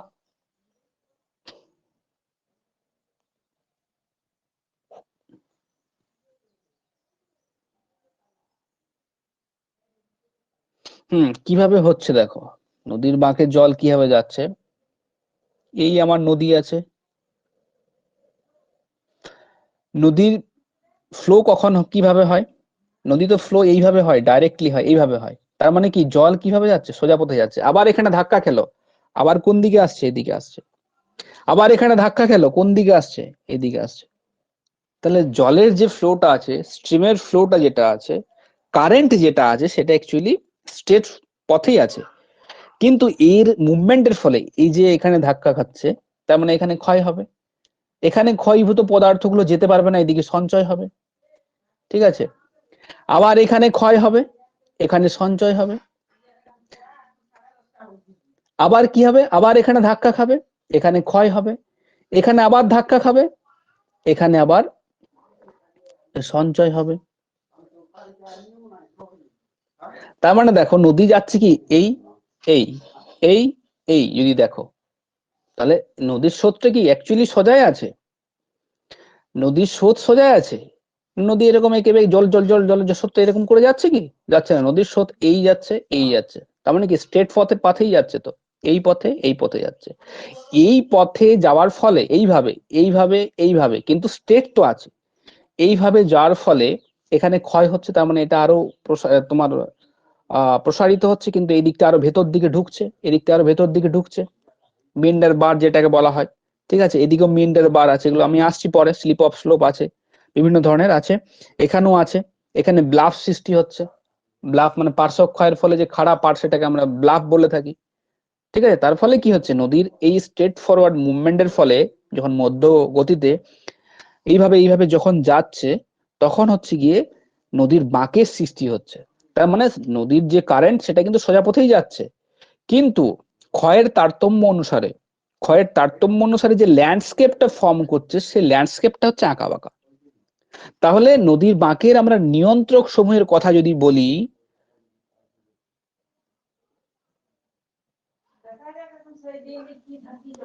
নিয়ন্ত্রক সমূহ কি? প্রথম নিয়ন্ত্রক সমূহ হচ্ছে কি নদী বাঁক। নদী বাঁক সৃষ্টি হতে গেলে কিছু নিয়ন্ত্রক লাগে। আমরা জানি এই বিশ্বে যা কিছুর সৃষ্টির পিছনে কিছু না কিছু নিয়ন্ত্রক থাকে, প্রত্যেকটির পিছনে কিছু নিয়ন্ত্রক থাকে। নিয়ন্ত্রক ছাড়া মানে প্রি কন্ডিশন লাগে, সেই প্রি কন্ডিশন ছাড়া কিন্তু কোনো কিছু জিনিস সৃষ্টি হতে পারে না। সেরকম নদী বাঁকও হচ্ছে একটা কি শিলার গঠন, এক নাম্বার। 2 নাম্বার কি ভূমিরূপের বৈচিত্র্য।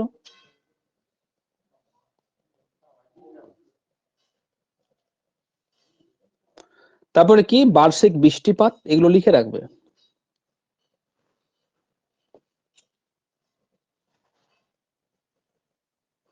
চার নাম্বার কি জলের প্রবাহ।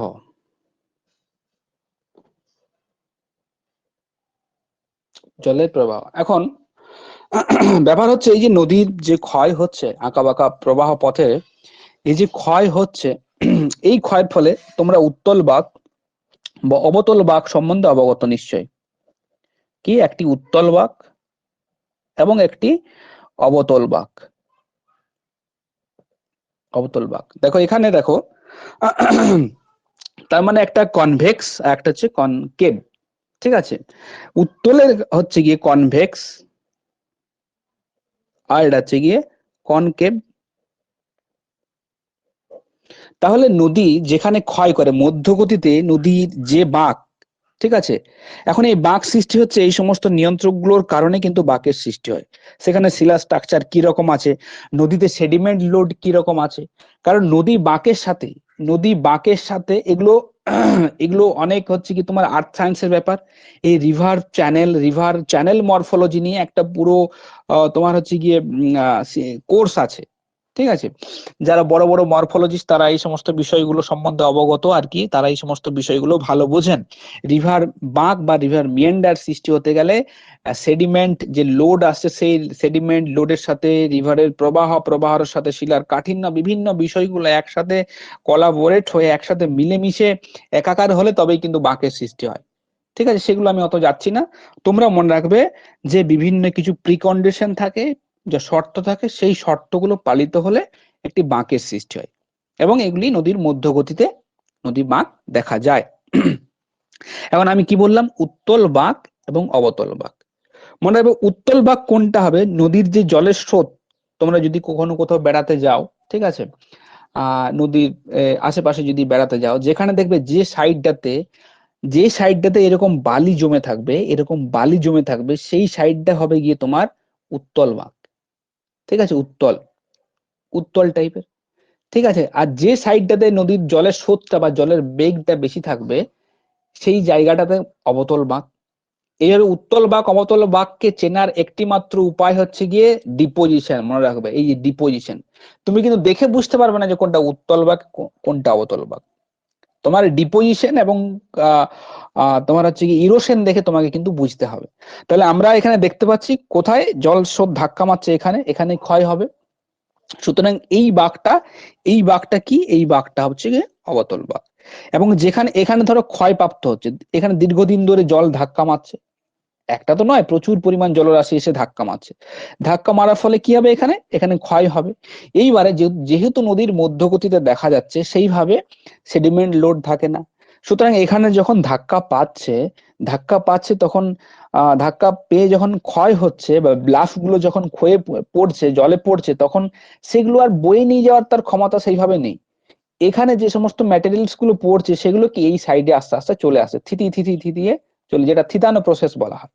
তখন এই সাইডে এসে তোমার যেহেতু নদীর স্রোত সেইভাবে থাকছে না, এই সাইডে এসে জমা হচ্ছে। এটাকে কি বলা হয়, এটাকে বলা হয় মিয়েন্ডার বার, বিন্দু বার।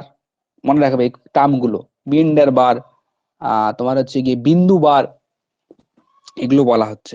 সুতরাং আমরা দেখতে পাচ্ছি অবতল বাঁকে ক্ষয় হবে এবং উত্তল বাঁকে তোমার হচ্ছে গিয়ে উত্তল বাঁকে সঞ্চয় হবে। এটা গেল উত্তল বাঁক এবং অবতল বাঁক। এখন এই উত্তল বাঁক অবতল বাঁকে আরো দুটো কনসেপ্ট আছে, সেটা হচ্ছে গিয়ে একটিকে বলা হয় স্লিপ অফ স্লোপ আর একটিকে বলা হয় তোমার হচ্ছে ক্লিপ স্লোপ। তাহলে কি স্লিপ স্লিপ অফ স্লোপ আরেকটিকে বলা হয় ক্লিপ স্লোপ সাইড।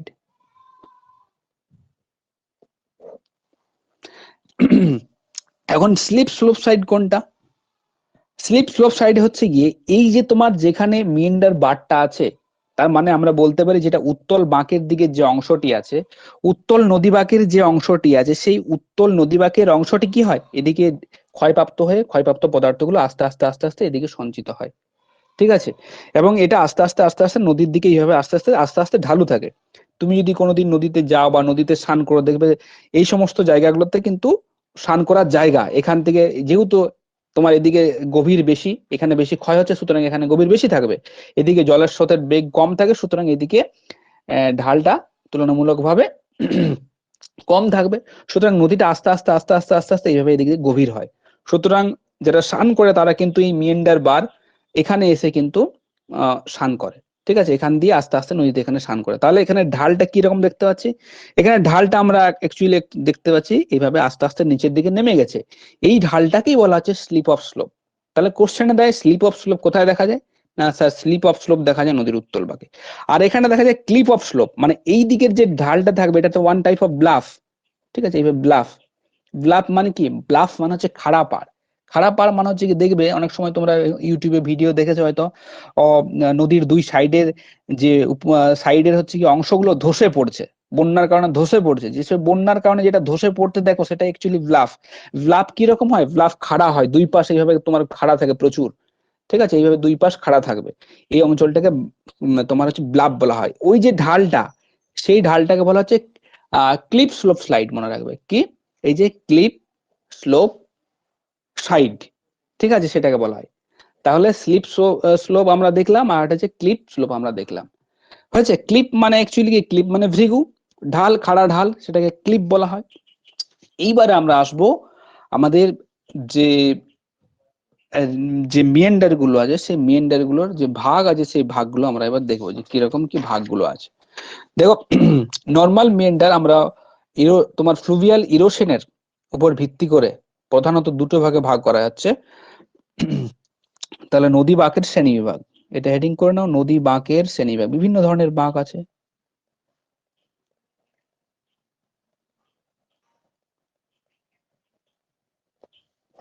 নদী বাঁকের শ্রেণী বিভাগ, তাহলে প্রথমত নদী বাঁককে দুটো প্রধান ভাগে ভাগ করা হচ্ছে অন দা বেসিস অফ কি, ফ্লুভিয়াল ইরোশন, নদীর ক্ষয়ের জন্য বা নদীর ক্ষয়ের ভিত্তিতে, নদীর ক্ষয়ের ভিত্তিতে নদী বাঁককে কটি ভাগে ভাগ করা হচ্ছে, দুটি ভাগে ভাগ করা আছে। কি বাঁক, ক্ষয়ের ভিত্তিতে, একটি যে সাধারণ বাঁক, নর্মাল মিয়েন্ডার, সাধারণ বাঁক। অপর একটি হচ্ছে খোদিত নদী বাঁক, যেটাকে বলা হয় ইনসিস্ট মিয়েন্ডার। ঠিক আছে, এটা কি বলা হচ্ছে, খোদিত, খোদিত নদী বাঁক, মানে খোদাই করা হয়েছে, খোদিত নদী বাঁক। কেন হচ্ছে, সাধারণ বাঁক হচ্ছে নর্মালি পার্শ্বক্ষয়ের ফলে হয়, মনে রাখবে এটুকুই। সাধারণ বাঁক হচ্ছে কি তোমার পার্শ্বক্ষয়ের ফলে হয়। খোদিত নদী বাঁক হচ্ছে কি, ধরো এরকম নদী বাঁক আছে, এরকম নদী গেছে, এরকম নদী গেছে, এটা এই যে বাঁকটা দেখছো ওয়েভ লাইক প্যাটার্নটা, সেটা হচ্ছে সাধারণ বাঁক। ঠিক আছে, এখন এই যে দুটো নদী বাঁক আছে, এই দুটো নদী বাঁক যদি এখান দিয়ে এইভাবে জুড়ে যায়, এইভাবে যদি জুড়ে যায়, নদীর জলের স্রোত এইভাবে যদি প্রবাহিত হয়, তখন সেটা কি বলা হয়, এটা বাঁক আছে তো, হালকা বাঁক আছে, এইভাবে প্রবাহিত হলো, এইভাবে প্রবাহিত হলো, তখন সেটা হয়ে যাবে খোদিত নদী বাঁক বা ইনসিস্ট মিয়েন্ডার। এটা হচ্ছে on the basis of fluvial erosion, ইরোশনের ভিত্তিতে। আর মরফোলজিক্যাল যদি আমরা ভিত্তি ভাগ করি, morphological, on the basis of morphological, ঠিক আছে, আমরা তিন ধরনের পাবো। কি, তাহলে এটা একটা গেল। আচ্ছা, কেউ কিছু একটা কমেন্ট করেছে দেখিনি, শিল্পী সরকার, আরেকবার বলবো, আচ্ছা আরেকবার বলছি, দেখো। হুম, তাহলে নদীতে, নদীর যে ক্ষয়ের ভিত্তিতে, ক্ষয়ের ভিত্তিতে আমরা দুটো ভাগে ভাগ করি, একটা নর্মাল মেন্ডার, একটা ইনসিস্ট মেন্ডার। ঠিক আছে, আমরা ইনসিস্ট মেন্ডারের আবার ভাগে আসবো, বিভিন্ন ধরনের ভাগ আছে ইনসিস্ট মেন্ডারকে, ইনসিস্ট আছে, এন্ট্রেন্সড আছে, ইন্ট্রেন্সড আছে। ঠিক আছে, এগুলো আমরা পরে আসছি। তাহলে সাধারণ বাঁক আর হচ্ছে খোদিত বাঁক, ক্ষয়ের ফলে on the basis of erosion. তাহলে সাধারণ বাঁক কি হয়, নদী যখন এঁকে বেঁকে সমভূমিতে প্রবাহিত হয়, এভাবে বাঁক নিয়ে, ওয়েব লাইক প্যাটার্ন নিয়ে, তখন সেটা হচ্ছে গিয়ে সাধারণ বাঁক। পার্শ্বক্ষয়ের ফলে সৃষ্টি হয়। তাহলে কোশ্চেন দেয় যদি পার্শ্বক্ষয়ের দ্বারা কোন বাঁকের সৃষ্টি হয়, বলবে স্যার সাধারণ বাঁক বা নর্মাল মিয়েন্ডার। এটা গেল একটা। এখন এই যে ধরো সাধারণ বাঁকগুলো যদি আরো বেন্ড হয়ে যায়, সাধারণ বাঁকগুলো যদি এইভাবে এইভাবে এইভাবে এইভাবে বেন্ড হয়ে যায়, এইভাবে এইভাবে বেন্ড হয়ে গেলে কি হয়, এই ধরো মাঝখানে কখনো কখনো যদি ডিসচার্জের পরিমাণ বেশি হয় বা জলের পরিমাণ বেশি হয়, তাহলে এই বাঁকগুলো একসাথে জুড়ে যায় এইভাবে। ঠিক আছে, এই বাঁকগুলো জুড়ে যায়, এগুলো আস্তে আস্তে জুড়ে যায়। ঠিক আছে, এগুলো তো অ্যাকচুয়ালি ক্ষয়ের দ্বারা হচ্ছে। তখন নদীর স্রোতটা এইভাবে সোজা পথে প্রবাহিত হয়, কিছুটা হালকা বাঁক নিয়ে। এর ফলে যে বাঁকের সৃষ্টি হয় তখন সেটাকে বলা হচ্ছে খোদিত বাঁক। খোদিত বাঁক বলা হচ্ছে। আর মনে রাখবে এটা এটা হচ্ছে গিয়ে তোমার মনে রাখবে এটা পার্শ্বক্ষয়ের ফলে প্রধানত হয়। আর এটা দুই খোদিত বাঁক পার্শ্ব এবং নিম্ন দুটোই হয়, পার্শ্ব প্লাস নিম্নক্ষয়। যদি পরীক্ষাতে কোশ্চেন দেয় নিম্নক্ষয়ের ফলে নিম্নক্ষয়ের ফলে অক্সবোর লেক, অক্সবোর লেক তো বাঁক নয়, অক্সবোর লেক হচ্ছে গিয়ে তোমার হর্সু যে মিয়েন্ডার আছে সেই মিয়েন্ডারের একটা ফল। অক্সবো যেটাকে মিয়েন্ডার বলা হয়, অক্সবো লেক তো অক্সবো মিয়েন্ডারও হয়। ঠিক আছে, অ্যাকচুয়ালি অক্সবোটাকে নদী বাঁক বলে না, অক্সবোটা ওয়ান টাইপ অফ লেক। এবার দেখো তাহলে কি হলো, তাহলে মনে রাখবে খোদিত নদীবাগ সাধারণত সাধারণ নদীবাগ পার্শ্বক্ষয় এবং খোদিত নদীবাগ পার্শ্ব এবং নিম্ন হয়। এখানে আরেকটা জিনিস মনে রাখবে, খোদিত নদীবাগের ক্ষেত্রে পার্শ্বক্ষয় অপেক্ষা নিম্নক্ষয় বেশি হয়। নিম্নক্ষয় বেশি হয় বলে এই তো এই মাঝখানের যে ল্যান্ডটা সেটাকে ক্ষয় করে চলে যায়। ঠিক আছে, তার মানে এটা খোদিত নদীবাগ গেল। এবারে এটা হচ্ছে গিয়ে on the basis of erosion, মানে পার্শ্বক্ষয় নিম্নক্ষয়, এখানে নিম্নক্ষয় বেশি হয়। ঠিক আছে, তার মানে এটা নয় যে পার্শ্বক্ষয় হয় না, কিন্তু এখানে পার্শ্বক্ষয় সরি এখানে নিম্নক্ষয় বেশি হয় বলেছে। এটা অন দ্য বেসিস অফ কি বললাম, ফ্লুভিয়াল ইরোশনের ফলে। এখন মরফোলজিক্যাল বা ভূমিরূপগত যদি আমরা দেখতে পাই, ভূমিরূপগত আমরা যদি শ্রেণীবিভাগ করি তাহলে এখানে আমরা তিন ধরনের পাবো। ভূমিরূপ মানে বাইরে থেকে আমি কিরকম দেখতে পাচ্ছি, এই তুমি সুমন একটু আগে বললে অক্সবো। ঠিক আছে, তাহলে আমরা বাইরে থেকে আমরা তিন ধরনের দেখতে পাচ্ছি। তাহলে মরফোলজিক্যালি আমরা নদী বাঁককে তিন ধরনের ভাগ করতে পারি। কি মরফোলজিক্যালি, মরফোলজিক্যালি ক ধরনের, মরফোলজিক্যালি হচ্ছে তিন ধরনের। কি কি, একটা হচ্ছে গিয়ে ওয়েভি ওয়েভি টাইপ মানে আঁকা বাঁকা যেটা। দু নম্বর হচ্ছে কি হর্সু যেটা বলা হয় ঘোড়ার খুরের মতো। আচ্ছা ইংরেজিতে লিখছি হর্সু। আর একটা হচ্ছে কি তোমার অক্সবো মেন্ডার। অ্যাকচুয়ালি অক্সবোটা হচ্ছে গিয়ে হর্সু এর হচ্ছে গিয়ে রূপান্তরিত রূপ। এখন দেখো এখানে যদি আমি ছবিটা করি, এগুলো অ্যাকচুয়ালি মরফোলজিক্যালি হয়েছে গিয়ে প্রথমে কোন একটি জায়গাতে বাঁকের সৃষ্টি হয় ওয়েভ প্যাটার্ন, এবং পরবর্তীকালে সেই ওয়েভ প্যাটার্নটি পরিবর্তিত হয় হর্সুয়ে, এবং পরবর্তীতে সেই হর্সু পরিণত হয় অক্সবো মেন্ডারে, যেটা ঘোড়া খুরের কথা বলে। দেখো তাহলে প্রথমত সমভূমিতে যদি আমরা সিকোয়েন্সটা দেখাই, প্রথমত সমভূমিতে যে বাঁকের সৃষ্টি হয় ওয়েভের মতো ঢেউ খেলানো, ঠিক আছে, এটাকে বলা হচ্ছে কি, এটাকে বলা হচ্ছে কি, এটা এদিকে নদী প্রবাহিত হচ্ছে সবসময় তীর চিহ্ন দিয়ে দেখাতে হয়, এটাকে বলা হচ্ছে ওয়েভি প্যাটার্ন। মরফোলজিক্যালি বেসটা ভাগ করা হচ্ছে, তাহলে এটাকে বলা হয় ওয়েভি প্যাটার্ন। দ্বিতীয় পর্যায়ে এই বাঁকটা কি হয়, দ্বিতীয় পর্যায়ে যখন আরো পার্শ্বক্ষয় বা নিম্নক্ষয় হতে থাকে এবং সঞ্চয় হতে থাকে, যেহেতু বাঁক হচ্ছে কি ক্ষয় এবং সঞ্চয়ের দ্বারা সৃষ্ট ভূমিরূপ, এই যে ওয়েবের যে বাঁক গুলো আছে সেই বাঁকের মাত্রাগুলো আরো বৃদ্ধি পায়। কিরকম ভাবে বৃদ্ধি পাবে, ঘোড়ার খুর কিরকম হয়, এরকম হয়, ঘোড়ার খুর কিন্তু এরকম হয়। ঠিক আছে, এইভাবে এইভাবে এইভাবে এইভাবে প্রবাহিত হবে। দেখো এইভাবে এইভাবে ঘোড়ার খুর এইভাবে এরকমই হয়, এইভাবে প্রবাহিত হবে। এই যে এইটা যে ফর্মটা হচ্ছে তখন সেটাকে বলা হচ্ছে কি, এইটা অ্যাকচুয়ালি ঘোড়ার খুর, এটা গরুর খুর না কিন্তু। ঠিক আছে, পরবর্তী ক্ষেত্রে এই অংশটা যখন বিচ্ছিন্ন হয়ে যাবে, এইটা যখন জুড়ে যাবে তখন সেটা অক্সবো মিয়েন্ডার হয়ে যাবে। পরবর্তী ক্ষেত্রে কি হবে, তার মানে স্টেপ ওয়ানে এটা হলো, স্টেপ টু তে এটা হলো, স্টেপ থ্রিতে কি হবে, স্টেপ থ্রিতে হবে নদীটা আর তোমার হচ্ছে এদিকটা, যেহেতু এই অঞ্চলটা ক্ষয়প্রাপ্ত হয়ে যাবে, এটা আমরা সবাই জানি কেন ক্ষয়প্রাপ্ত হয়, এটা নতুন করে বলার কিছু নেই। তখন কি হবে, এই অংশটা জুড়ে যাবে, আবার এই অংশটাও এইভাবে প্রবাহিত হয়ে এদিকে যাবে, এবং নদীটা হম এই এই তখন যেটা থাকবে তখন সেটা হচ্ছে গিয়ে অক্সবো মিয়েন্ডার। এই যে বাঁকটা যেটাকে অক্সবো লেক বলা হয়, এটাকে অক্সবো মিয়েন্ডার বলা হয়। তাহলে দেখো অক্সবো মিয়েন্ডার হচ্ছে গিয়ে যে তোমার হচ্ছে গিয়ে গরুর যে গোখুর আকৃতি, সেটা হচ্ছে গিয়ে যে মরফোলজিক্যাল ডিভিশন আছে বাঁকের মিয়েন্ডারের যে মরফোলজিক্যাল ডিভিশন, সেই ডিভিশনের কিন্তু লাস্ট পর্যায়ে সৃষ্টি হচ্ছে। ঠিক আছে, সেই মরফোলজিক্যাল ডিভিশনের লাস্ট পর্যায়ে কিন্তু সৃষ্টি হয়েছে। তার আগে কি সৃষ্টি হয়েছে? তার আগে হর্ষ সৃষ্টি হয়েছে। তাহলে এটা ওয়ান টাইপ অফ সিকুয়েন্স, বাঁকের সিকুয়েন্স বা development of meander on the basis of morphological division বা মরফোলজিক্যাল বেস। তাহলে প্রথমে ওয়েবি লাইক থাকবে এরকম, এবং সেকেন্ডলি কি হবে? হর্ষু হবে, এবং থার্ডলি কি হবে? অক্সবো মেন্ডার বা অক্সো মেন্ডারে পরিণত হবে বা অক্সবো মেন্ডার লেকে পরিণত হবে।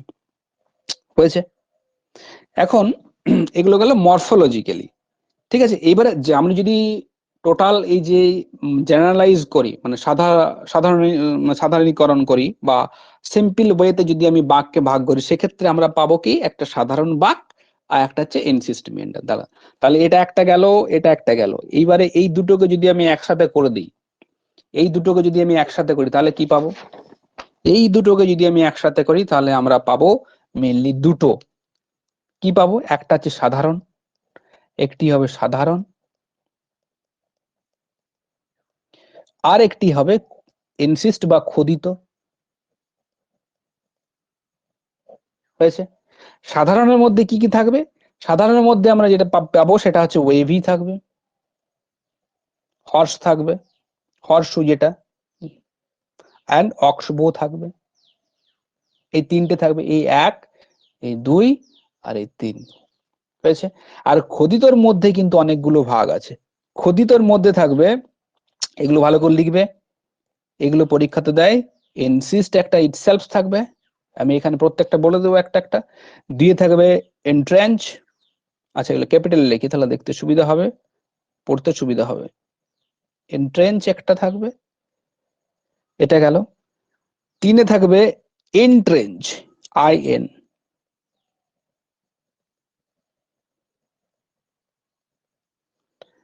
চারে থাকবে হচ্ছে গিয়ে এনক্লোজড। এগুলোর বাংলা আমি জানি না, ঠিক আছে, তোমরা যদি কোথাও পাও, যদি পাও আমাকে বলবে। 5 নাম্বার হচ্ছে ইনগ্রোন।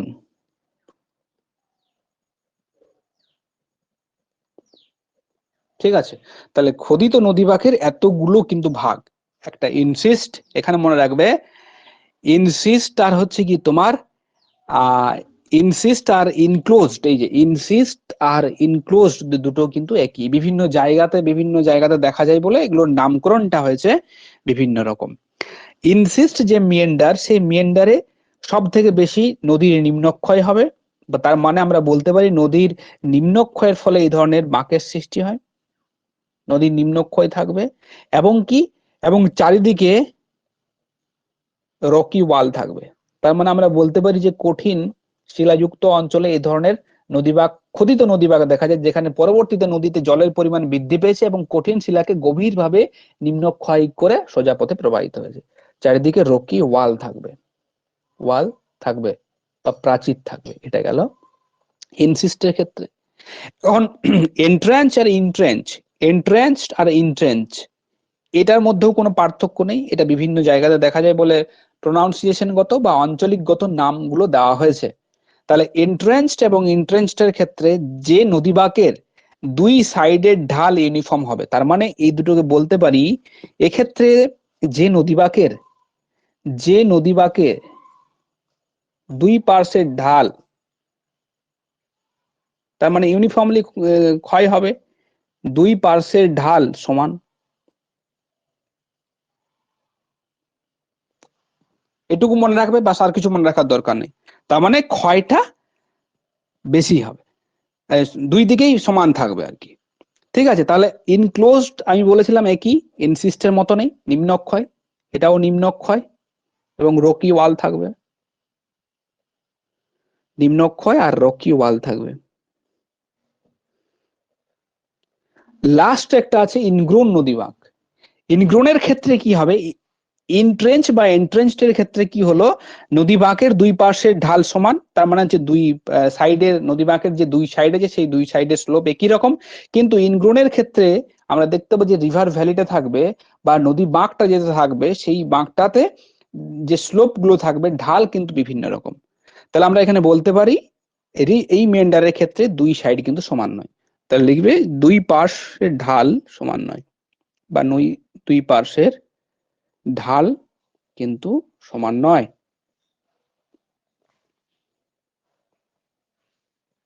ঠিক আছে, এগুলো গেল আমরা যদি বাঁকের যে ক্লাসিফিকেশন, সেই বাঁকের ক্লাসিফিকেশন।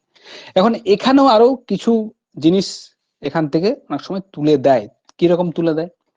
যেমন এখানে অনেক টার্ম আছে নদী বাঁকে। কি কি টার্ম আছে? যেমন প্রথম টার্ম আছে হচ্ছে কি তোমার meander neck, neck cut of, ছুটে কাট অফ। কারণ এগুলো খোদিত নদী বাঁকের ক্ষেত্রে দেখা যায়। কি কি দেখা যায়? আচ্ছা, ছবিগুলো তোমরা একটু দেখে নেবে। এখানে এগুলো তো 2 ডাইমেনশনে করা মুশকিল আছে, 3 ডাইমেনশনে একটু নেট থেকে তোমরা দেখে নেবে, এগুলো প্রত্যেকটা দেখে নেবে, তাহলেই হয়ে যাবে। ঠিক আছে, একবার করে দেখে নেবে ছবিগুলো, আমি তো বলে দিচ্ছি, একবার করে জাস্ট ছবিগুলো দেখে নেবে। 3 ডাইমেনশনে এগুলো ছবিগুলো দেখতে ভালো হয়। এখন দেখো, এই খোদিত যেহেতু নদী বাঁক বললাম, খোদিত নদী বাঁক তার মানে কি? নদী বাঁকটাকে ক্ষয় করে গেছে।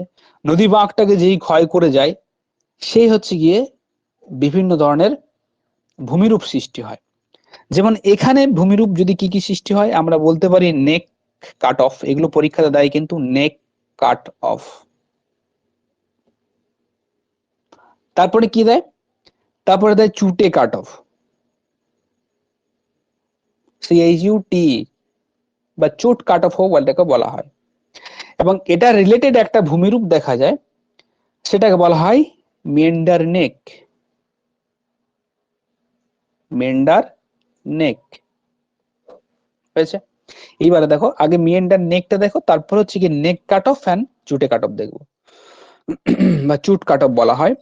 এখন মিয়েন্ডার নেক কি? নদী এই প্রবাহিত হচ্ছে আঁকা বাঁকা পথে,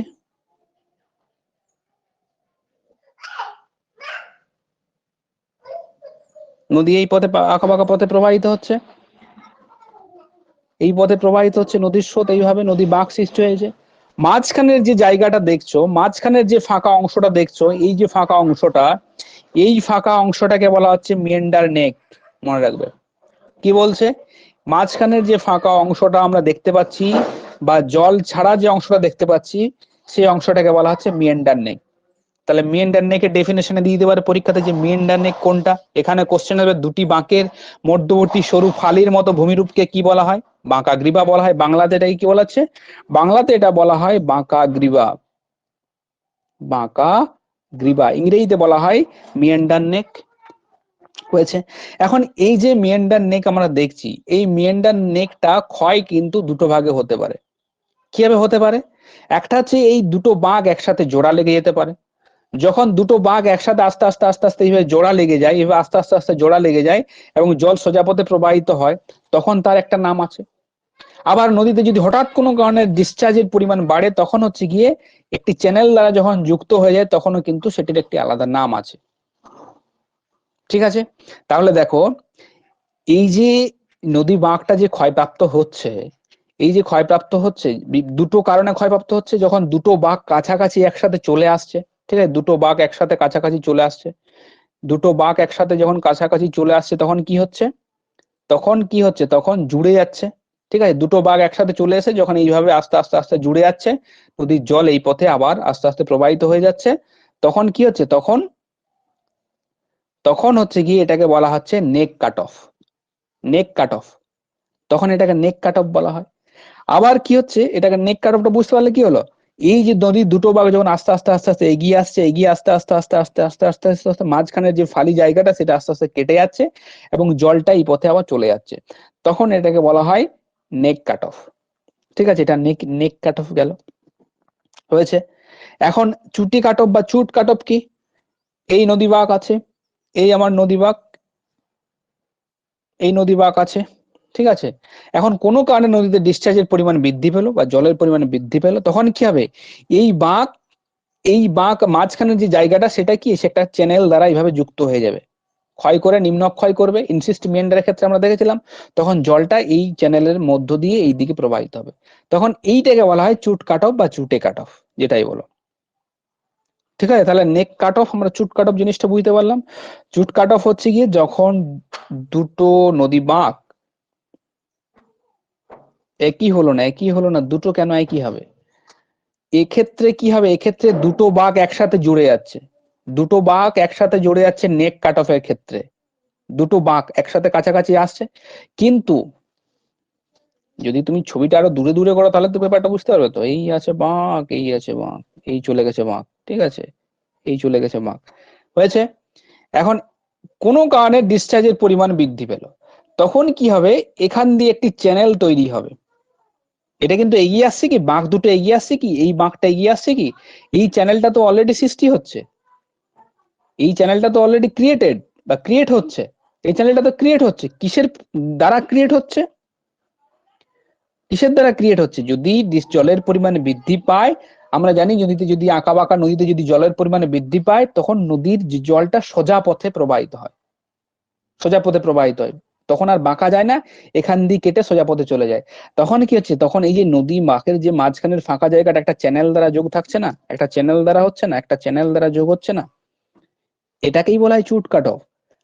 আর নেক কাট অফে কি হচ্ছিল, নেক কাট অফে এই দুটো যে জায়গা বাঁকটা প্রচুর পরিমাণে হয়ে গেছিল, এই দুটো যে জায়গা এইভাবে এই যে দেখো, এই যে জায়গাটা, এই মাঝখানের যে জায়গাটা পার্শ্ব ক্ষয়ের ফলে আস্তে আস্তে এইভাবে জুড়ে যাচ্ছে, এখানে তো আর চ্যানেল সৃষ্টি হচ্ছে না, এখানে বাঁকের যে জায়গাটা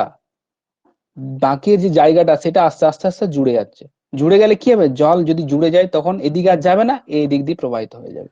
এখানে কি চ্যানেল সৃষ্টি হলো কোনো, নদীটা অসক্রাকৃত হ্রদটা মনে করো না, তাহলেই তো হবে, তখন এটা অসক্রাকৃত হ্রদ বা হচ্ছে কি অক্সফোর্ড লেকে পরিণত হয় এবং জলটা এদিক দিয়ে প্রবাহিত হয়। ঠিক আছে, একটা মনে রাখবে, চ্যানেল, যদি চ্যানেল কথাটি উল্লেখ থাকে, মেনশন থাকে, তাহলে কিন্তু চুট কাট অফ। এবং যদি চ্যানেল মেনশন না থাকে, যদি বলে এই দুটো বাঁক, এই একটি বাঁক, এই একটি বাঁক যদি কাছাকাছি আসতে থাকে এবং জয়েন হয়ে যায়, তখন সেটা হবে গিয়ে তোমার নেক কাট অফ, হয়েছে। এখন দুই একটি জিনিস এখানে আরো জানার আছে, সেটি হচ্ছে গিয়ে, আমি বললাম যে পয়েন্ট বার, মিয়েন্ডার বার একই, ঠিক আছে, কি কি বললাম, পয়েন্ট বার, অনেক সময় এক্সামিনার কিন্তু এগুলো অনেক সময় পাজল করার জন্য দেবে, পয়েন্ট বার, মিয়েন্ডার বার, ঠিক আছে, বা স্যান্ড ব্যাংক, এগুলো সব একই জিনিস। এগুলো কোথায় হবে, এগুলো নদীর উত্তল বাঁকে হবে, নদীর উত্তল বাঁকে সৃষ্টি হবে। তাহলে পরীক্ষক যদি বা এক্সামিনার দিয়ে দেয় যে পয়েন্ট বার কোথায় সৃষ্টি হয়, মিয়েন্ডার বার কোথায় সৃষ্টি হয়, স্যান্ড ব্যাংক কোথায় সৃষ্টি হয়, এগুলো কিন্তু আমি আগেই বললাম যে এগুলো কোথায় সৃষ্টি কিন্তু হচ্ছে,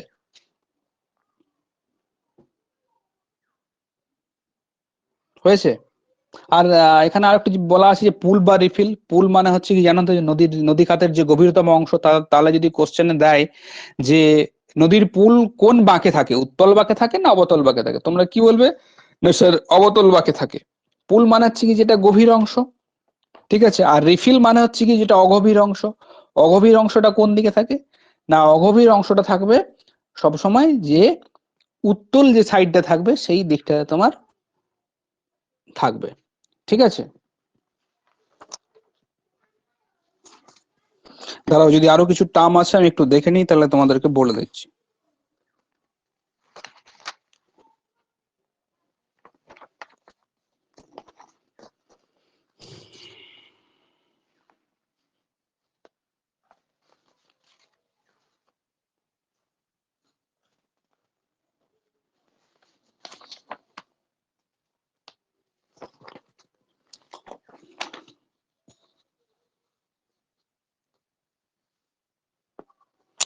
আর একটা ছিল, একটু একটু দাঁড়াও, যেটা হচ্ছে ডেল্টা বার। ডেল্টা বার জিনিসটা কি, না ডেল্টা বার হচ্ছে কি যেখানে উপনদী, ধরো এই নদী আছে, এই নদী আছে, এই নদীর সাথে একটি উপনদী মিলিত হয়েছে, উপনদী এইভাবে এসে মিলিত হয়েছে। এখন যেখানে এই উপনদীটা মেন নদীর সাথে এসে মিলিত হয়েছে, সেখানে কি হয়েছে, নদী খাতে মাঝে মধ্যে বালুচর গড়ে ওঠে। এই বালুচরটাকে বলা হয় ডেল্টা বার। এখানে সামথিং কিছু একটা জায়গাতে গিয়ে এইভাবে একটা বালুচরের সৃষ্টি হয়েছে, এইভাবে ডাইভার্সিফিকেশন করছে ওয়াটারটাকে। ঠিক আছে, এটা তোমার স্রোতের তারতম্যের জন্য এটা হয়ে থাকে। ঠিক আছে, এটাকে বলা হয় ডেল্টা বার। তাহলে ডেল্টা বার কোথায় ফর্ম হয়?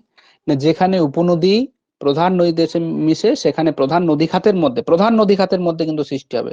প্রধান নদী খাতের মধ্যে কি হচ্ছে? প্রধান নদী খাতের মধ্যে যে বার সৃষ্টি হচ্ছে সেটাকে বলা হচ্ছে গিয়ে ডেল্টা বার। ঠিক আছে।